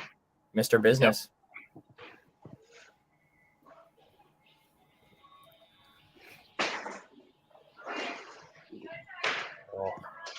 Yeah.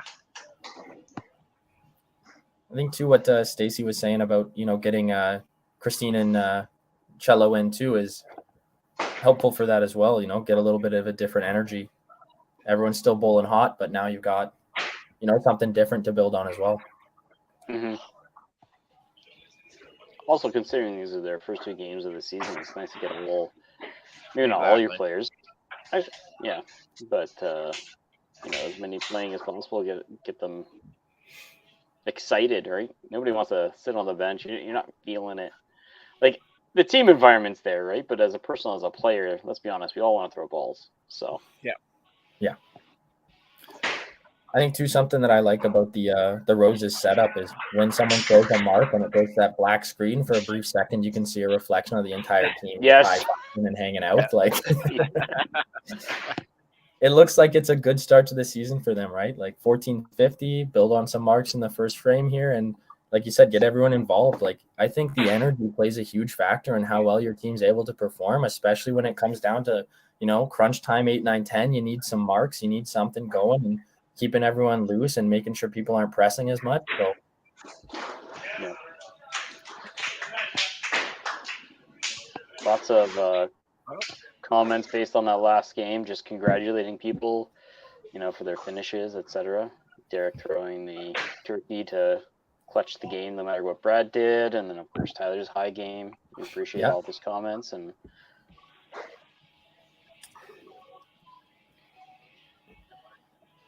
oh man, he is loving that. Yeah. Oh, she is too low. There we go. There you go.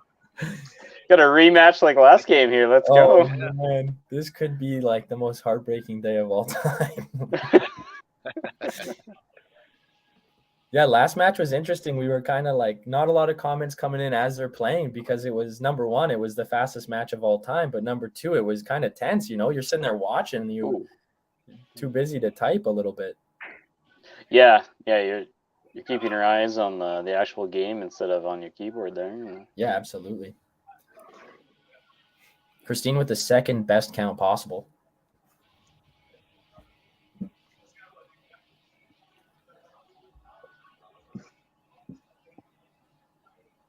Ooh, 15 and 2 balls. Yeah. On both sides. There we go. Max looking to side of the middle.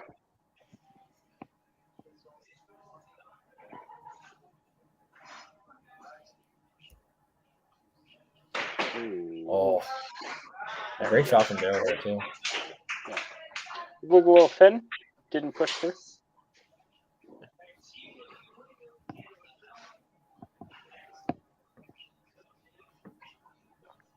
Yeah, great half. Nice pair. Nice pair. Yep.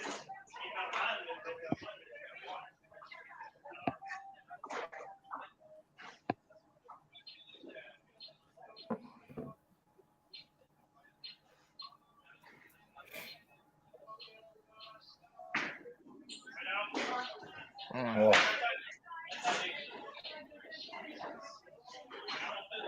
Oh yeah, there you go, Marshall. Big strike. Just cheesing off the lane too, hey? No, so after his first 5 in the first frame, he was dying. Oh no.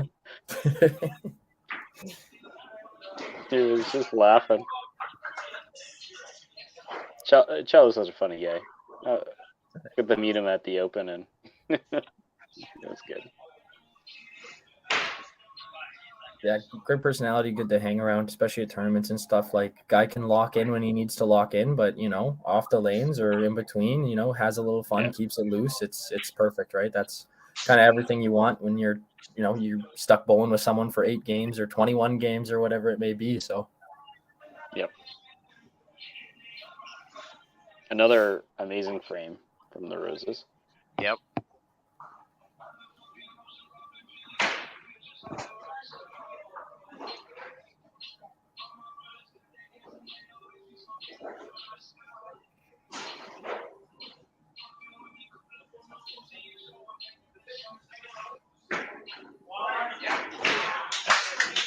There we go. Yeah, I was just thinking to myself here, looking at the lineups, like watching, like how often do you get to see the opportunity for like Sly to play Derek? Yeah, that's true. Yeah, yeah. But I'm excited to see how that match goes.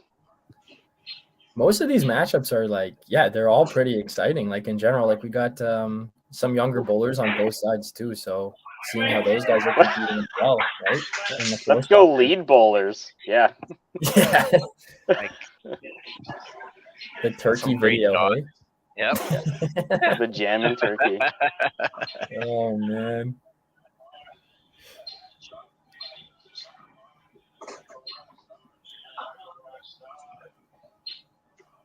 So again, the Lumberjacks, their total does not include marks.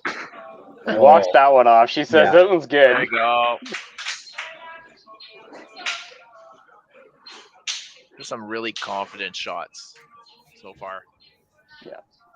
It's so important. So important to have confidence in that shot. Like, it's one of the biggest things I tell like YBC bowlers going to tournaments, like first time tournament, or first time in a new house or something. Like, you got to be confident in your shot. You got to trust that thing and know that you're good enough to make a little adjustment here or there, but you got to start with that confident base and then be like, okay, I'm throwing a good shot. It's just missing. Here's what I can do. Right. So yep. It translates all the way up at every level. It's so important. Like, it's one of the easier things to kind of work on in the mental game is just to throw a good ball and know it's a good ball. Well, and talking about it being one of the easiest things to maybe, curb, it's also one of the easiest things that actually affect you. Yes. Right? A lot of people are just like, I don't know. I'm not feeling good. My practice sucked, whatever it happened to be, and they're not feeling it. It's like, no, you can do it. Right? Yeah, absolutely. Think back to that time, especially for kids, you threw a turkey, your first turkey or something. It was no problem, right? Yep. Cello with another ball. Nice shot. Fortunately, Fred with the second punch in a row here.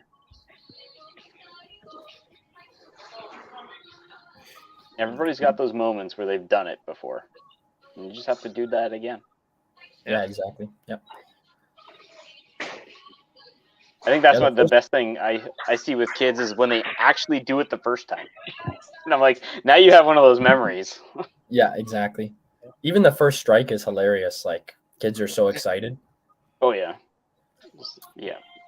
We had a contest time of sorts where we pick a random name and they go and try and bowl a strike. This kid's never thrown a strike before. Chance to win a pop and chips. Throws an absolute laser, like no doubter, but he doesn't know that because he's never thrown one before. But out of the hand, I was like, that's a strike. Yeah. And he's losing it on the approach. Like, he's the most excited person I've ever seen. So that's a big memory for him going forward. Yeah, yeah.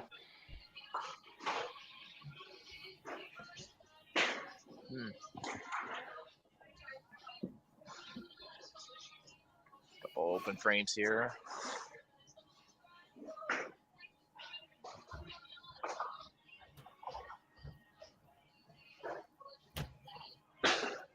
So we have plus 75 on the side of Lumberjacks.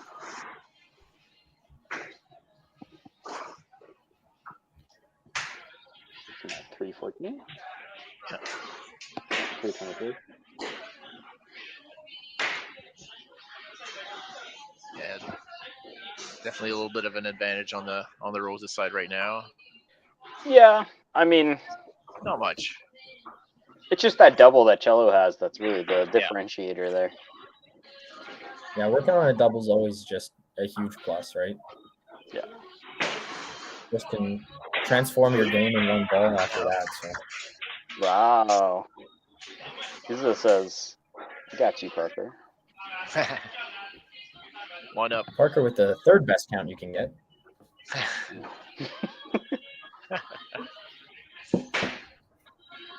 Yep. Good half. Yep. Easy pickings. What, isn't shooting the 3-pin the hardest? No, not for Parker Anderson. Yeah. At this level, yeah, these guys know all the pins. Yeah. I think shooting a 3-pin is just like shooting a 5. Yeah. It's a 5. It's a 5 that you can hit on the beak, which is really nice. Yeah, it's a 5 where you can't cherry it. The hardest pin's the middle because you got to hit it like on the right spot. Yeah. The hardest pin is the middle, but hitting it the right way. Yeah, exactly.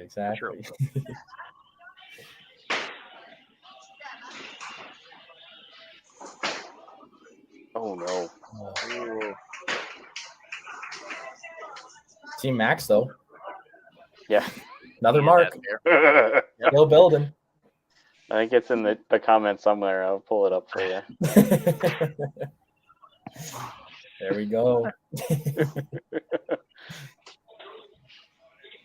Yeah, it honestly, it looks like Lumberjacks are still feeling loose and they're still got the music going. They're still throwing, good shots. They're coming out of their shell this frame. It looks good. Yeah. There we go. Yeah. He's back. There we go. Yep. Kind of needed that one. Mm-hmm. Yeah, just before going up on the lane, you kind of gave that look to everybody like, yeah, I kind of need this one. That was a big shot. In that moment, like where you got a couple opens in a row or, 3 or 4, you kind of like, you go up. I always remind myself, I'm like, I'm too good to be this bad for this long. I just, the shot's too good to be this bad for this many frames. Like, just throw it again. It's going to be good. So, yeah. This helps you stay loose, right? And Fred there, great job coming back off a couple opens. Is that 5th best count? I'm sorry, Connor, I had to. No, it's important. It's a 5th best. Aces beats it out, right? Yeah. Yeah, last ball in 10. I'm throwing aces over a chop every time. Oh. Really nice frame, though, by the Lumberjacks. Setting up the 5th frame, which we know is really important. Connor. Yeah. Exactly. And look at that. The 4th frame, they did it last game. They're doing it again. Yep. The 4th frame is like the crux of a lot of teams' existence, right? Like Next Gen had a great 4th frame last game as well. So And look what happened. Yep. I think it's just you start building, you start running. I think Dar's gonna reset the pace here. Ooh. Yeah, I find too, like Bowling Pro League for the first time, like those 2 matches we played, I kind of found like going into commercial break is honestly like a very new feeling. It's very different. So trying to like think like, okay, I want to throw something here to set myself up to come back to, right? Or Exactly. at least keep it as clean as possible. And like, as much as I'm not trying to think about it, you do think about it, right? Like, it's like mentally you can kind of like, some days you want to think about nothing, and other days you're like, I gotta have something to feed off of here. Yeah, it's almost like a scheduled washroom break. Like you're like, okay, Mm-hmm. you know, like I gotta step away. Like I know it's kind of weird, but like washroom break, or you want to order food or something. Like I don't want to do that until I throw something good. Oh, Parker's back in it. Big shot. Yeah. Isabel just robbed a little bit.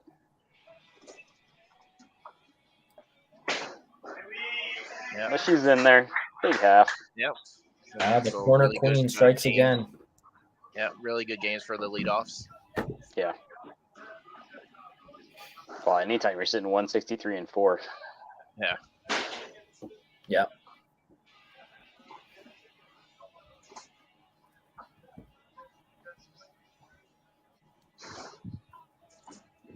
Tangle up on Rose's side. Yeah, Parker does that a lot. He just throws. It's got so much on it, right? It's yeah. There we go. Matt with the turkey. So let's see if Max does here. Oh, almost a string pull. It looks like.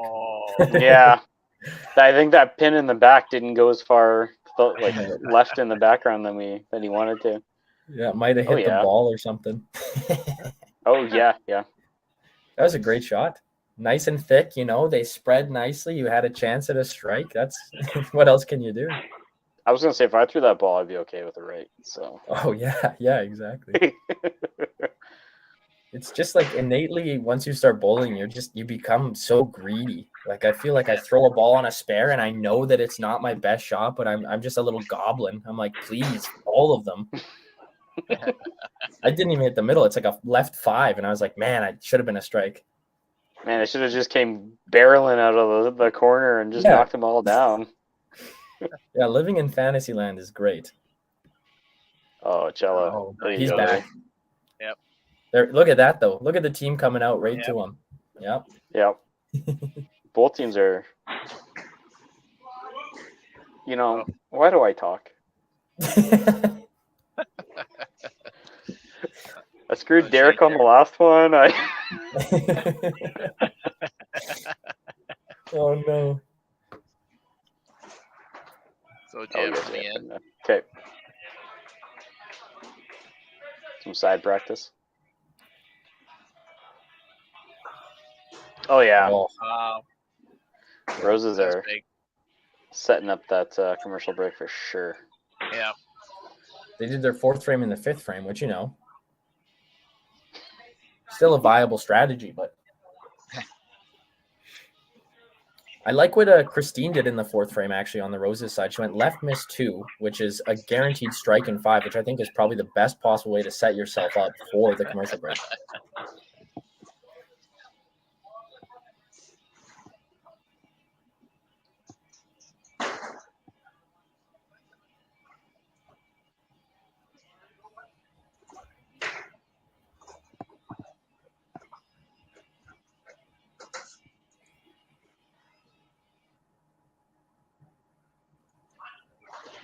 All right, he threw the ball. I can talk now.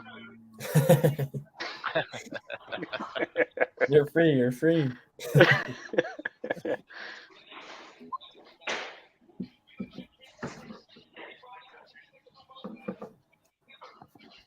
I think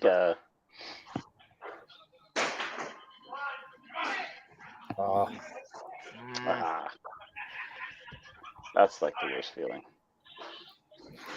Yeah, you should have thrown a better first ball, and then it punishes you on the second ball, and you're like, oh. Exactly. Yeah. Get karma on ball 2. It's like throwing and a you're 3 like- and then a 10. You just can't wait for next frame. You're like, I need to get this over with, but you're bowling anchor and there's a commercial break. Man. Yeah. Speaking of commercial break, let's run it. And there we go.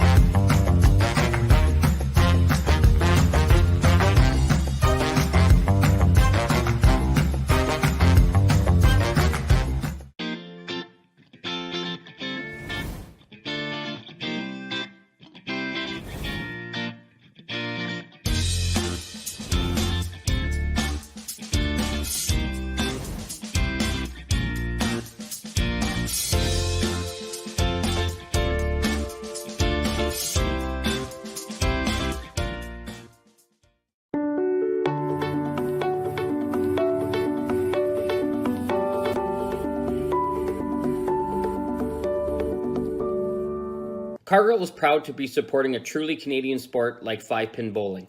We look forward to watching some great competition from many competitors and bowling centres across our country. With hundreds of locations across Canada, Cargill is committed to helping the Canadian farmer thrive. Whether it is selling commodities, getting agronomic advice, fertilizer needs, crop protection, and marketing expertise, Cargill is here to help. So please enjoy this bowling. Thank you.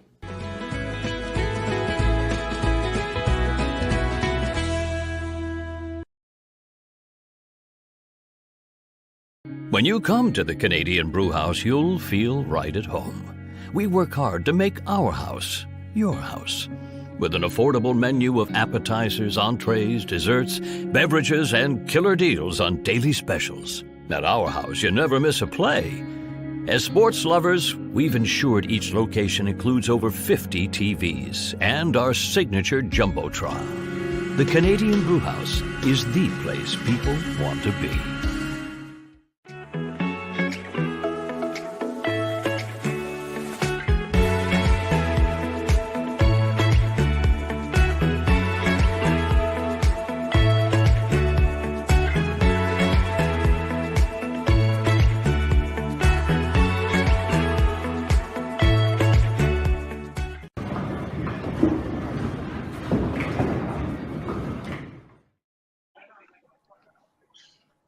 All right, second half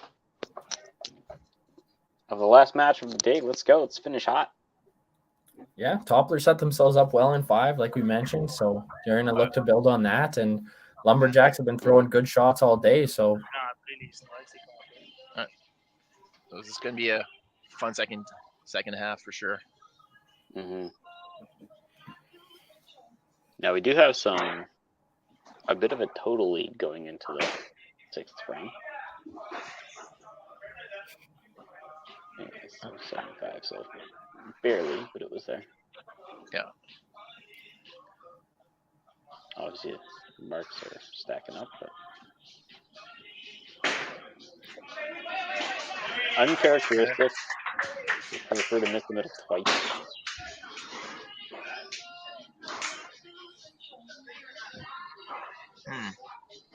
Oh, and he tangled it. Oh. On the 3-2. Yeah. Broke it with a 5. I don't know why, but I do this, and everybody hates me for it because I'm the lead bowler on the team too. So.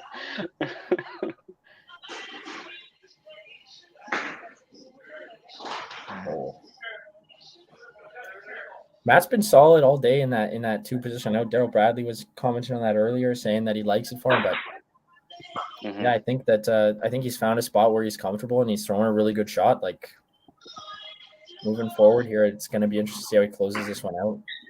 Yeah. It's so confident when he's throwing it there, and it's getting results every time. Yep. There you go, Parker.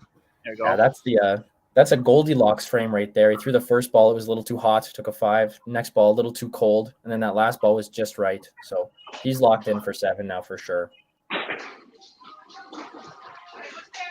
Well, 3 misses here. Yeah. Need to get back that break. Might have been a bit too cold for the guy for the team. So Yeah, and Toppler continuing it. So maybe it's just something in the air today. Well, that commercial break is slightly longer than last year's. Oh, it's really getting to him. Max though, Goldilocks. There he goes. Yeah. Yep. The old 5-5-5. A good half for Christine.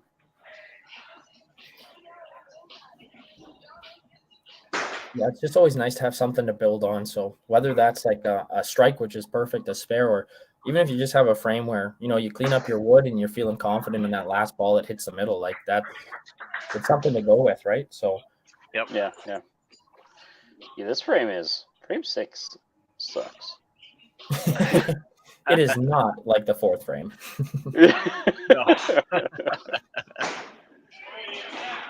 There we go. Good play. Over there. Okay. It's not like we aren't getting marks and stuff. It's just everybody's working for it. That's for sure. Yeah, we were spoiled. We were spoiled last game, and now we don't know how to respond. No, nothing like a little diversity in the 6th frame to really help your team kind of pull it all out together here. Just give everybody a kick in the ass for 7, 8, 9, 10. Yep, exactly. Oh, he's Cello got says, it. I don't know what you guys are talking about. Yeah.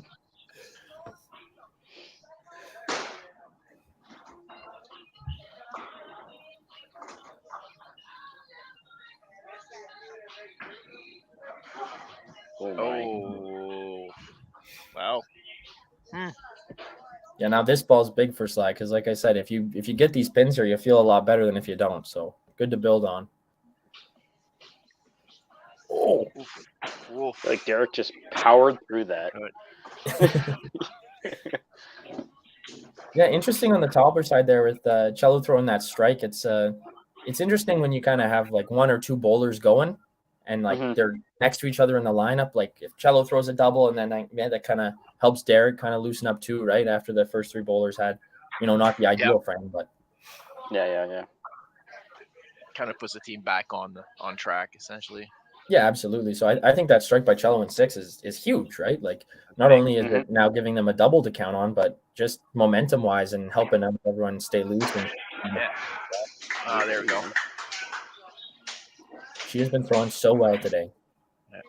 Parker too. Parker back. So let's say you're following somebody and they throw, would you like them to throw a bomb or just like they got really lucky? Take Rich's strike in the previous game.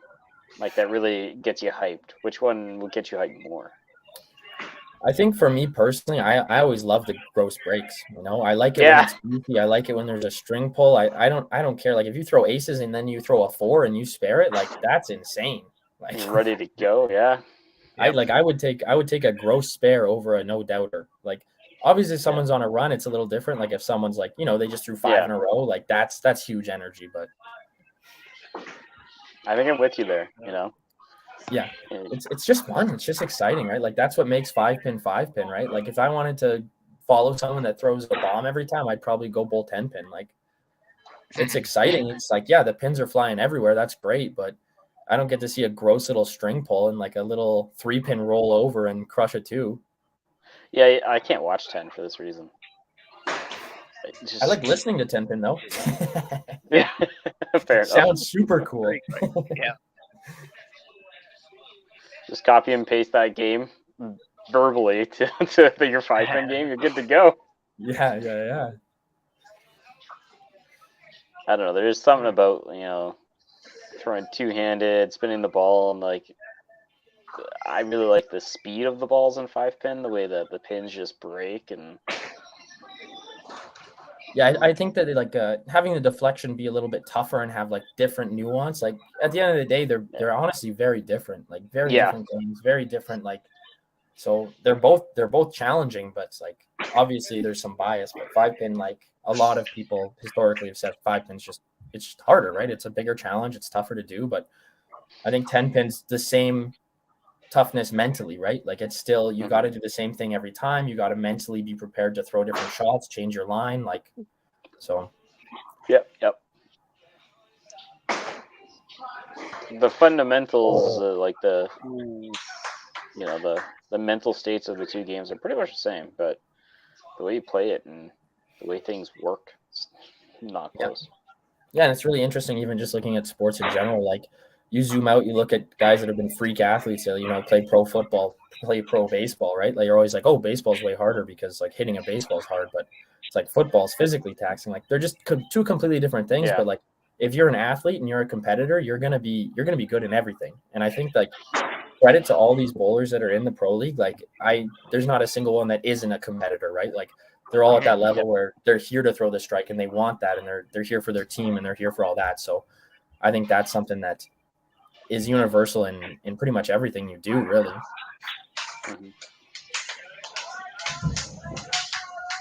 He's just so good. Yeah. He's like my favorite bowler to watch in person. I've been lucky enough to bowl against him and bowl on a lane draw with him once, and just watching the line he throws and like seeing the little adjustments he can make and like battle back at every house. Like I've seen him make so many cuts just because he'll bowl a shift and learn something and bowl another shift and make the cut. Like it's crazy that he's so good at coming into houses that he doesn't get to bowl in every day and just make the adjustments and throw essentially like one of the most beautiful shots I've ever seen. It's crazy. Yeah.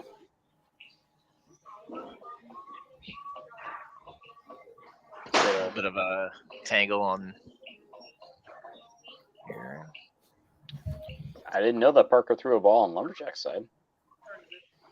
Tangled the lane. We felt it all the way from Alberta here. So. Yeah, he's wreaking havoc. Really good frame by the Roses, though, obviously. Yeah. Oh, both pins are wobbling. Wow.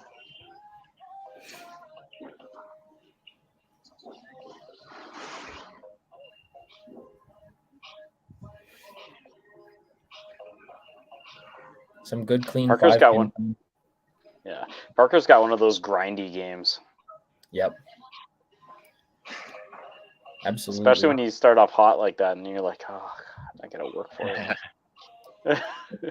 Yeah, and like starting off hot, but even like the game before bowling hot, right? Like it's. Oh yeah. Wow. Nice Girls shot. are tossing them though. Oh yeah.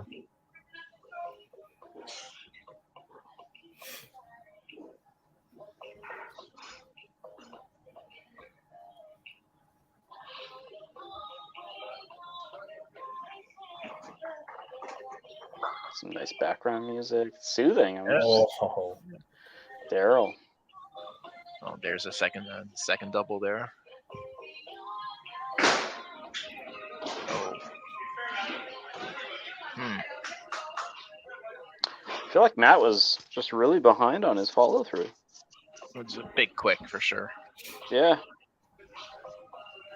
There we go. There we go. His face, he has the best reactions. He's just like, yeah. That was the best of both worlds. It was a strike on a run, and it was a little bit greasy. Yeah. Connor's ready to go. Put him in. Yeah. I've been saying that for a while. Like at the Autumn Open, I was bowling. I think it was Megan Gallicano, and she'd throw a ball, and I'm like, after you throw a shot that nice, like I can't miss. Like I'm inspired. Yeah. Oh, Derek's. Oh. There he goes. He knows. that camera got torched. Oh, yeah. A casualty. They are not playing over there, just so we're clear. Yeah. I don't know that I can actually fix that. I think it's actually so far out that I can't. Yeah, I can't. You're going to have to message them and be like, hey, guys. Oh. Someone phone Toppler. Camera for roses.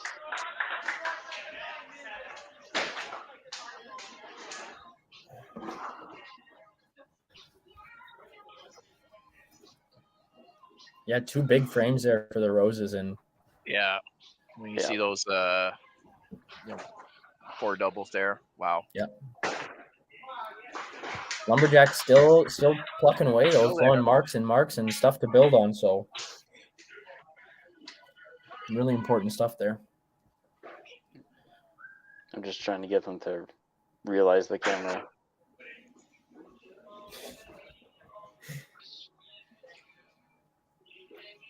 Yeah.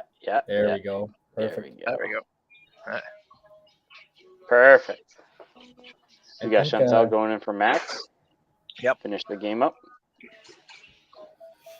I think that's nice. That's a good time for that. I think Chantel's got something to build on here. She comes out, throws a good ball, right? Got some confidence, something to build on still. Yeah. Oh, there we go. Here we go. Here we go. Well, in that game is still salvageable Setting too, up. right? Yeah. Setting up for a really good solid finish. So we'll see how it goes. Yeah, 8, 9, 10, obviously very important, but I think something too is like mental game going to 8, 9, 10. What's the thought process? What's the mentality? Like, are you just trying to throw a strike every frame one at a time? Or are you kind of watching the score going, okay, I know I got 130 pins I can get here? Or what do you guys do when you're coming up to that pivotal moment here? Honestly, I'm looking at my 106 and being like, well, saving this one. Oh, man. Oh, no. Oh, wow. Punch on both sides. It's really going to...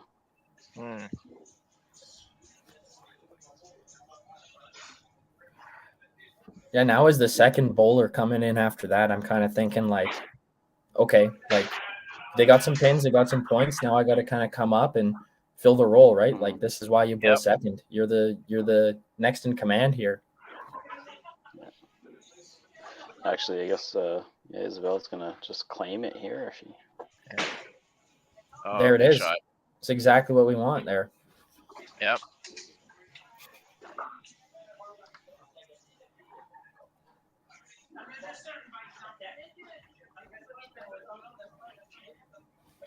Let's see if Matt can respond as well.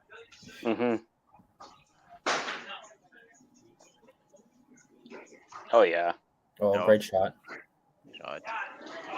There it is. Go. There we go.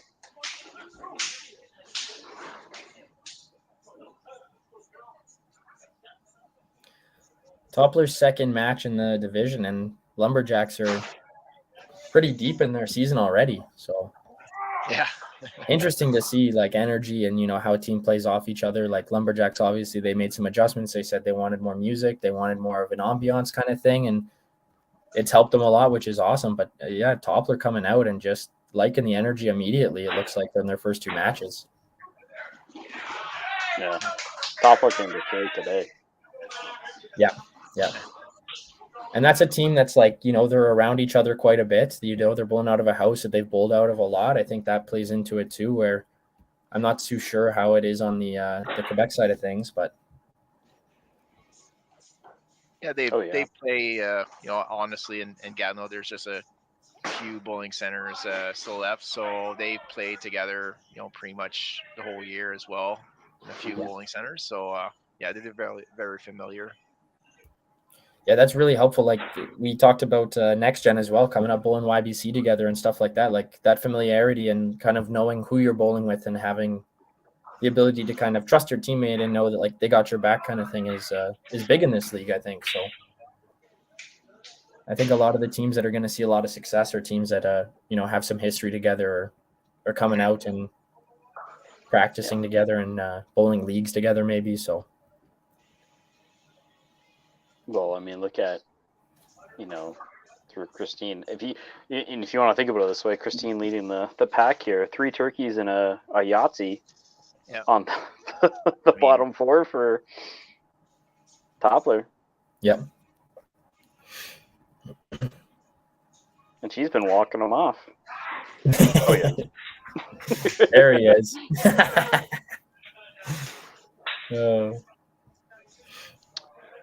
Let me do some quick math going in here once the animation goes away. 45.90. Yeah, 11.50 or 11.05 to 11.78. Yep. It's just for pinfall. Oh. Yep. Oh wow. Where's that string when you need it? That string hasn't been there all day for them on that right too. Cello's got it. Still wobbling. Oh, Parker. Wow. Parker runs next door. Yeah. That's good to see though. He's yeah, out of his match, but he's coming out and he's throwing for the totals and obviously having a good time. Stepping off there as he can't focus, probably getting heckled.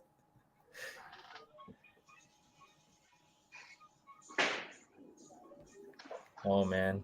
So easy to throw once the game's over.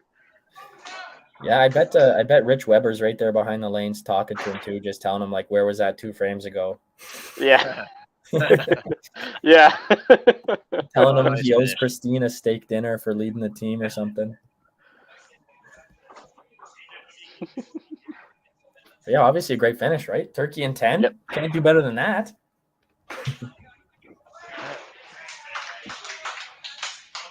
Okay, no. Okay, well, sets up the table.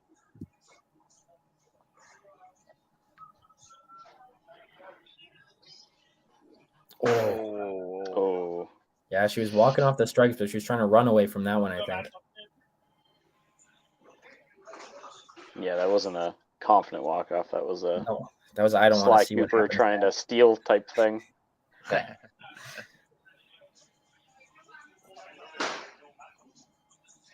Really good signs though from Toppler, especially like getting different bowlers in, right? Christine, Marcello, they everyone just bowled really well today, right? As an entire team, like their roster's looking sharp, it's looking good. I think starting the season with these 2 matches, like you got to have some confidence going forward after this, right? The whole team's firing. Yep. 281. Yeah, that was game. Yeah, unless something crazy happened here. Yeah. Yeah.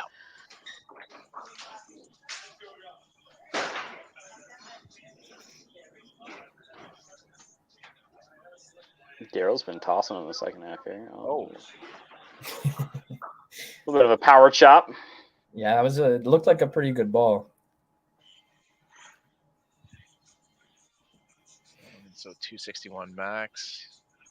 Mm-hmm. Oh. Actually, this match just got interesting now. Yep. Still there. That substitution building on that spare, she comes in, throws a double. That's hard to do. She's been here all day.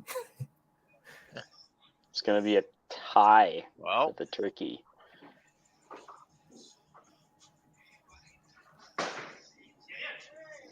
Oh my. Oh goodness. Turkey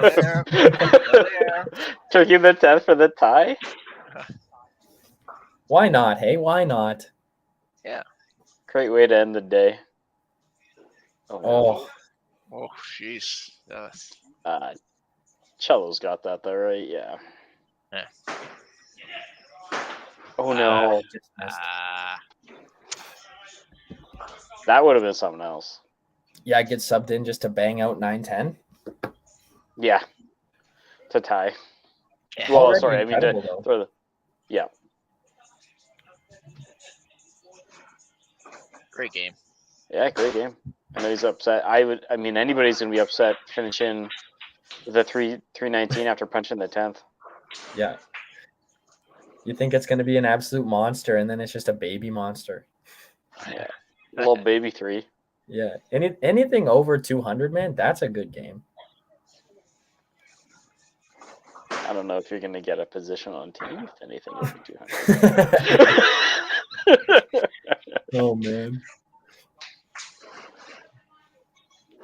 No, sometimes the hardest games you bowled, you get like a 230, 240, and you're just like, yeah, I had 5 plows, I cleaned them all up, I got some corner spares in there. Yes. Like I worked so hard for that 230 game, and I'm proud of those. That's fine with me. Yeah, you're sitting with 4 head pins for the game, and you're at 230. Yeah, you're feeling Look at pretty good about that. that. Yeah.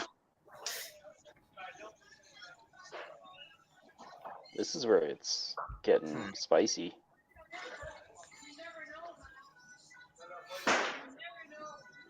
Oh, that 3 moved. You mentioned earlier too, this is a matchup you don't really get to see too often at all. So Exactly.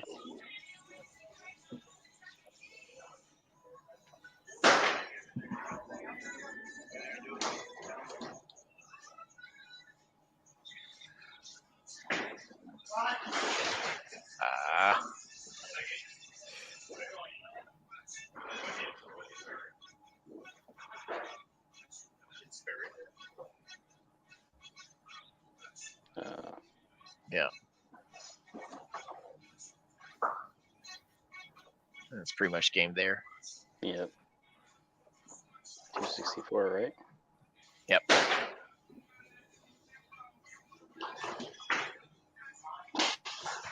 Oh. Still 1,300 to 4. So they're 6 points less than their first game. They started with 1439, and then they go to 1433. 33. yeah, and different teammates in too, right? They got the whole squad going. And on the Lumberjack side, like a great game by the lead, and then 3 close ones. Like that's the match play. Well, all right, let me get my camera on. Yeah, I mean, 1430 to 1315. Can't be too sad about it. That's a great game, but that finish from Toppler, like, wow. Yeah, they just said this. I mean, the second half of that game was just fire for Toppler. So yeah. All right, let's get Stacy in here. Let's talk to her about it. Yep. Uh-oh. So almost the same total, different result. Stupid Parker. Guys, he's so selfish. He strikes out the 10th frame, so everybody else had to open. So selfish. Oh gosh, the sacrifice is made. Right? It's all fun. These guys get along so good. We don't really do much but trash each other anyways, so it was good to pick on Parker for a game. Connor, you know what it's like. Everybody picks on Parker. Yeah. I wouldn't say he deserves it, but like he does wear it really well, so I think he always deserves it. Parker's got a gift of gab, guys. Like I asked him if he wanted to come and do this interview because he would be so good to talk to. I mean, Connor is here. You can take him, right, Connor? Totally. No. Match play historically. Can't take him. Me and Parker are 0-0, but I'm pretty sure I know how it go. So yeah. Oh, geez. Well, congrats again, 7-1. I mean, 2-14-30 coming. Yeah. Like, you guys that was a good debut. It was good. They're ready. Yeah. You just happened to get one of Next Gen's 15s instead of the 11s. And I don't expect anything less from Next Gen anytime we play them. So, you got to bring your A game when you're going against them. And hopefully you end up on the winning side of it. But what do you do when you're shooting that good too? Good for everybody. Good for TV, guys. Yeah. Yeah, viewership. Woo. So, all right. Well, I mean, yeah, that's about it. Like I said, good debut. Lumberjacks, unfortunately, the day was a little bit rough again. No, I mean, that game right there, like they were really tight until like 6, 7 frame, and then Toppler just came on strong, came on fire, and that 7, 8, 9 frame, like it was just take over the game, and that's it. So yeah, Christine really led that team. Yeah. And then the second half there. Yeah. Parker. Hey, he missed the interview opportunity to come defend himself. All right, so You know what we were gonna do? I asked him with 9 and 10 left. I was like, "Hey, do you still want to play? Because I could put Rich in for one frame and Jen in for one frame." But he wanted the limelight because that's Parker. Oh, that might be the first and last time a swap in the same lane at 9 and 10 happens. Probably. I wish I would have done it in hindsight now, but it was a good match. Yeah. Yep. All right. Well, thank you very much, Stacey. Thank you so much, guys. Good job. Great game. Thanks. And we'll have a little talk here. And she removed herself. I didn't even have to do it. But I think we had some amazing games today. You know, some great games. Like you saw so many great shots made, and you could see some of the changes that were lineup changes that were made that had a huge effect on the score. Yep. It was just just a rate, good timing. So yeah, good timing for the SNEs there. But, yeah. But no, you saw like those changes made a big impact, and you could see it could definitely change the momentum of the game. Yeah, absolutely. Yeah, I agree. I think we saw earlier too, like first game from Lumberjacks today, great subs, great come out, throw a good ball. So, and then we saw it again with Next Gen. Like, yeah, Julie bowled really good, but Jeremy came in, I believe, as well and threw really well. Yes. So, both of them great substitutions. And then, yeah, like Toppler, not a substitution mid game, but switching up the roster and having 2 more people come in and throw well. Like, it was a good day for 5-pin bowling. It was a bad day to be the pins. Like. Yeah. Well, think about it too from Toppler's perspective. They didn't even keep the same lineup, and they threw another 1430. Yeah. What more could you want? You played all 7 of your players basically, and you ended up with 2 14s. Yeah, and like Stacey said, they got to pick on Parker, so it sounds like they had like the best day ever. They were pumped about it. Yeah. Well, thank you very much for joining me for the the entirety there, Stefan, and Connor, making your debut on the. Yep. Might not get invited back, but that's okay. I don't see any reason why not. I thought it was pretty good. So. That's good. That's good. They invite me back, so I mean it's pretty much free reign. Yeah, you're good at math though. You got skills. You got stuff going on. You fix the cameras. Oh yeah, I got to do all the background stuff. Yeah. But all right, well, I'm gonna run that last commercial break. Thanks everybody for watching. Thanks to all our sponsors. None of the team shouted at anybody, but that's on them. So. All right, have a great Sunday. Yep. All right. See ya. Bye. Bye-bye.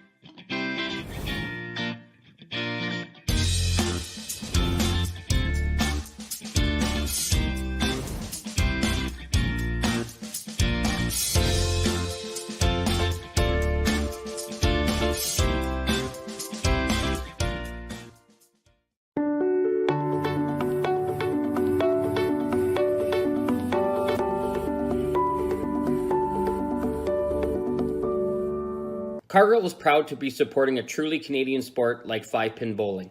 We look forward to watching some great competition from many competitors and bowling centres across our country. With hundreds of locations across Canada, Cargill is committed to helping the Canadian farmer thrive. Whether it is selling commodities, getting agronomic advice, fertilizer needs, crop protection, and marketing expertise, Cargill is here to help. So please enjoy this bowling. Thank you.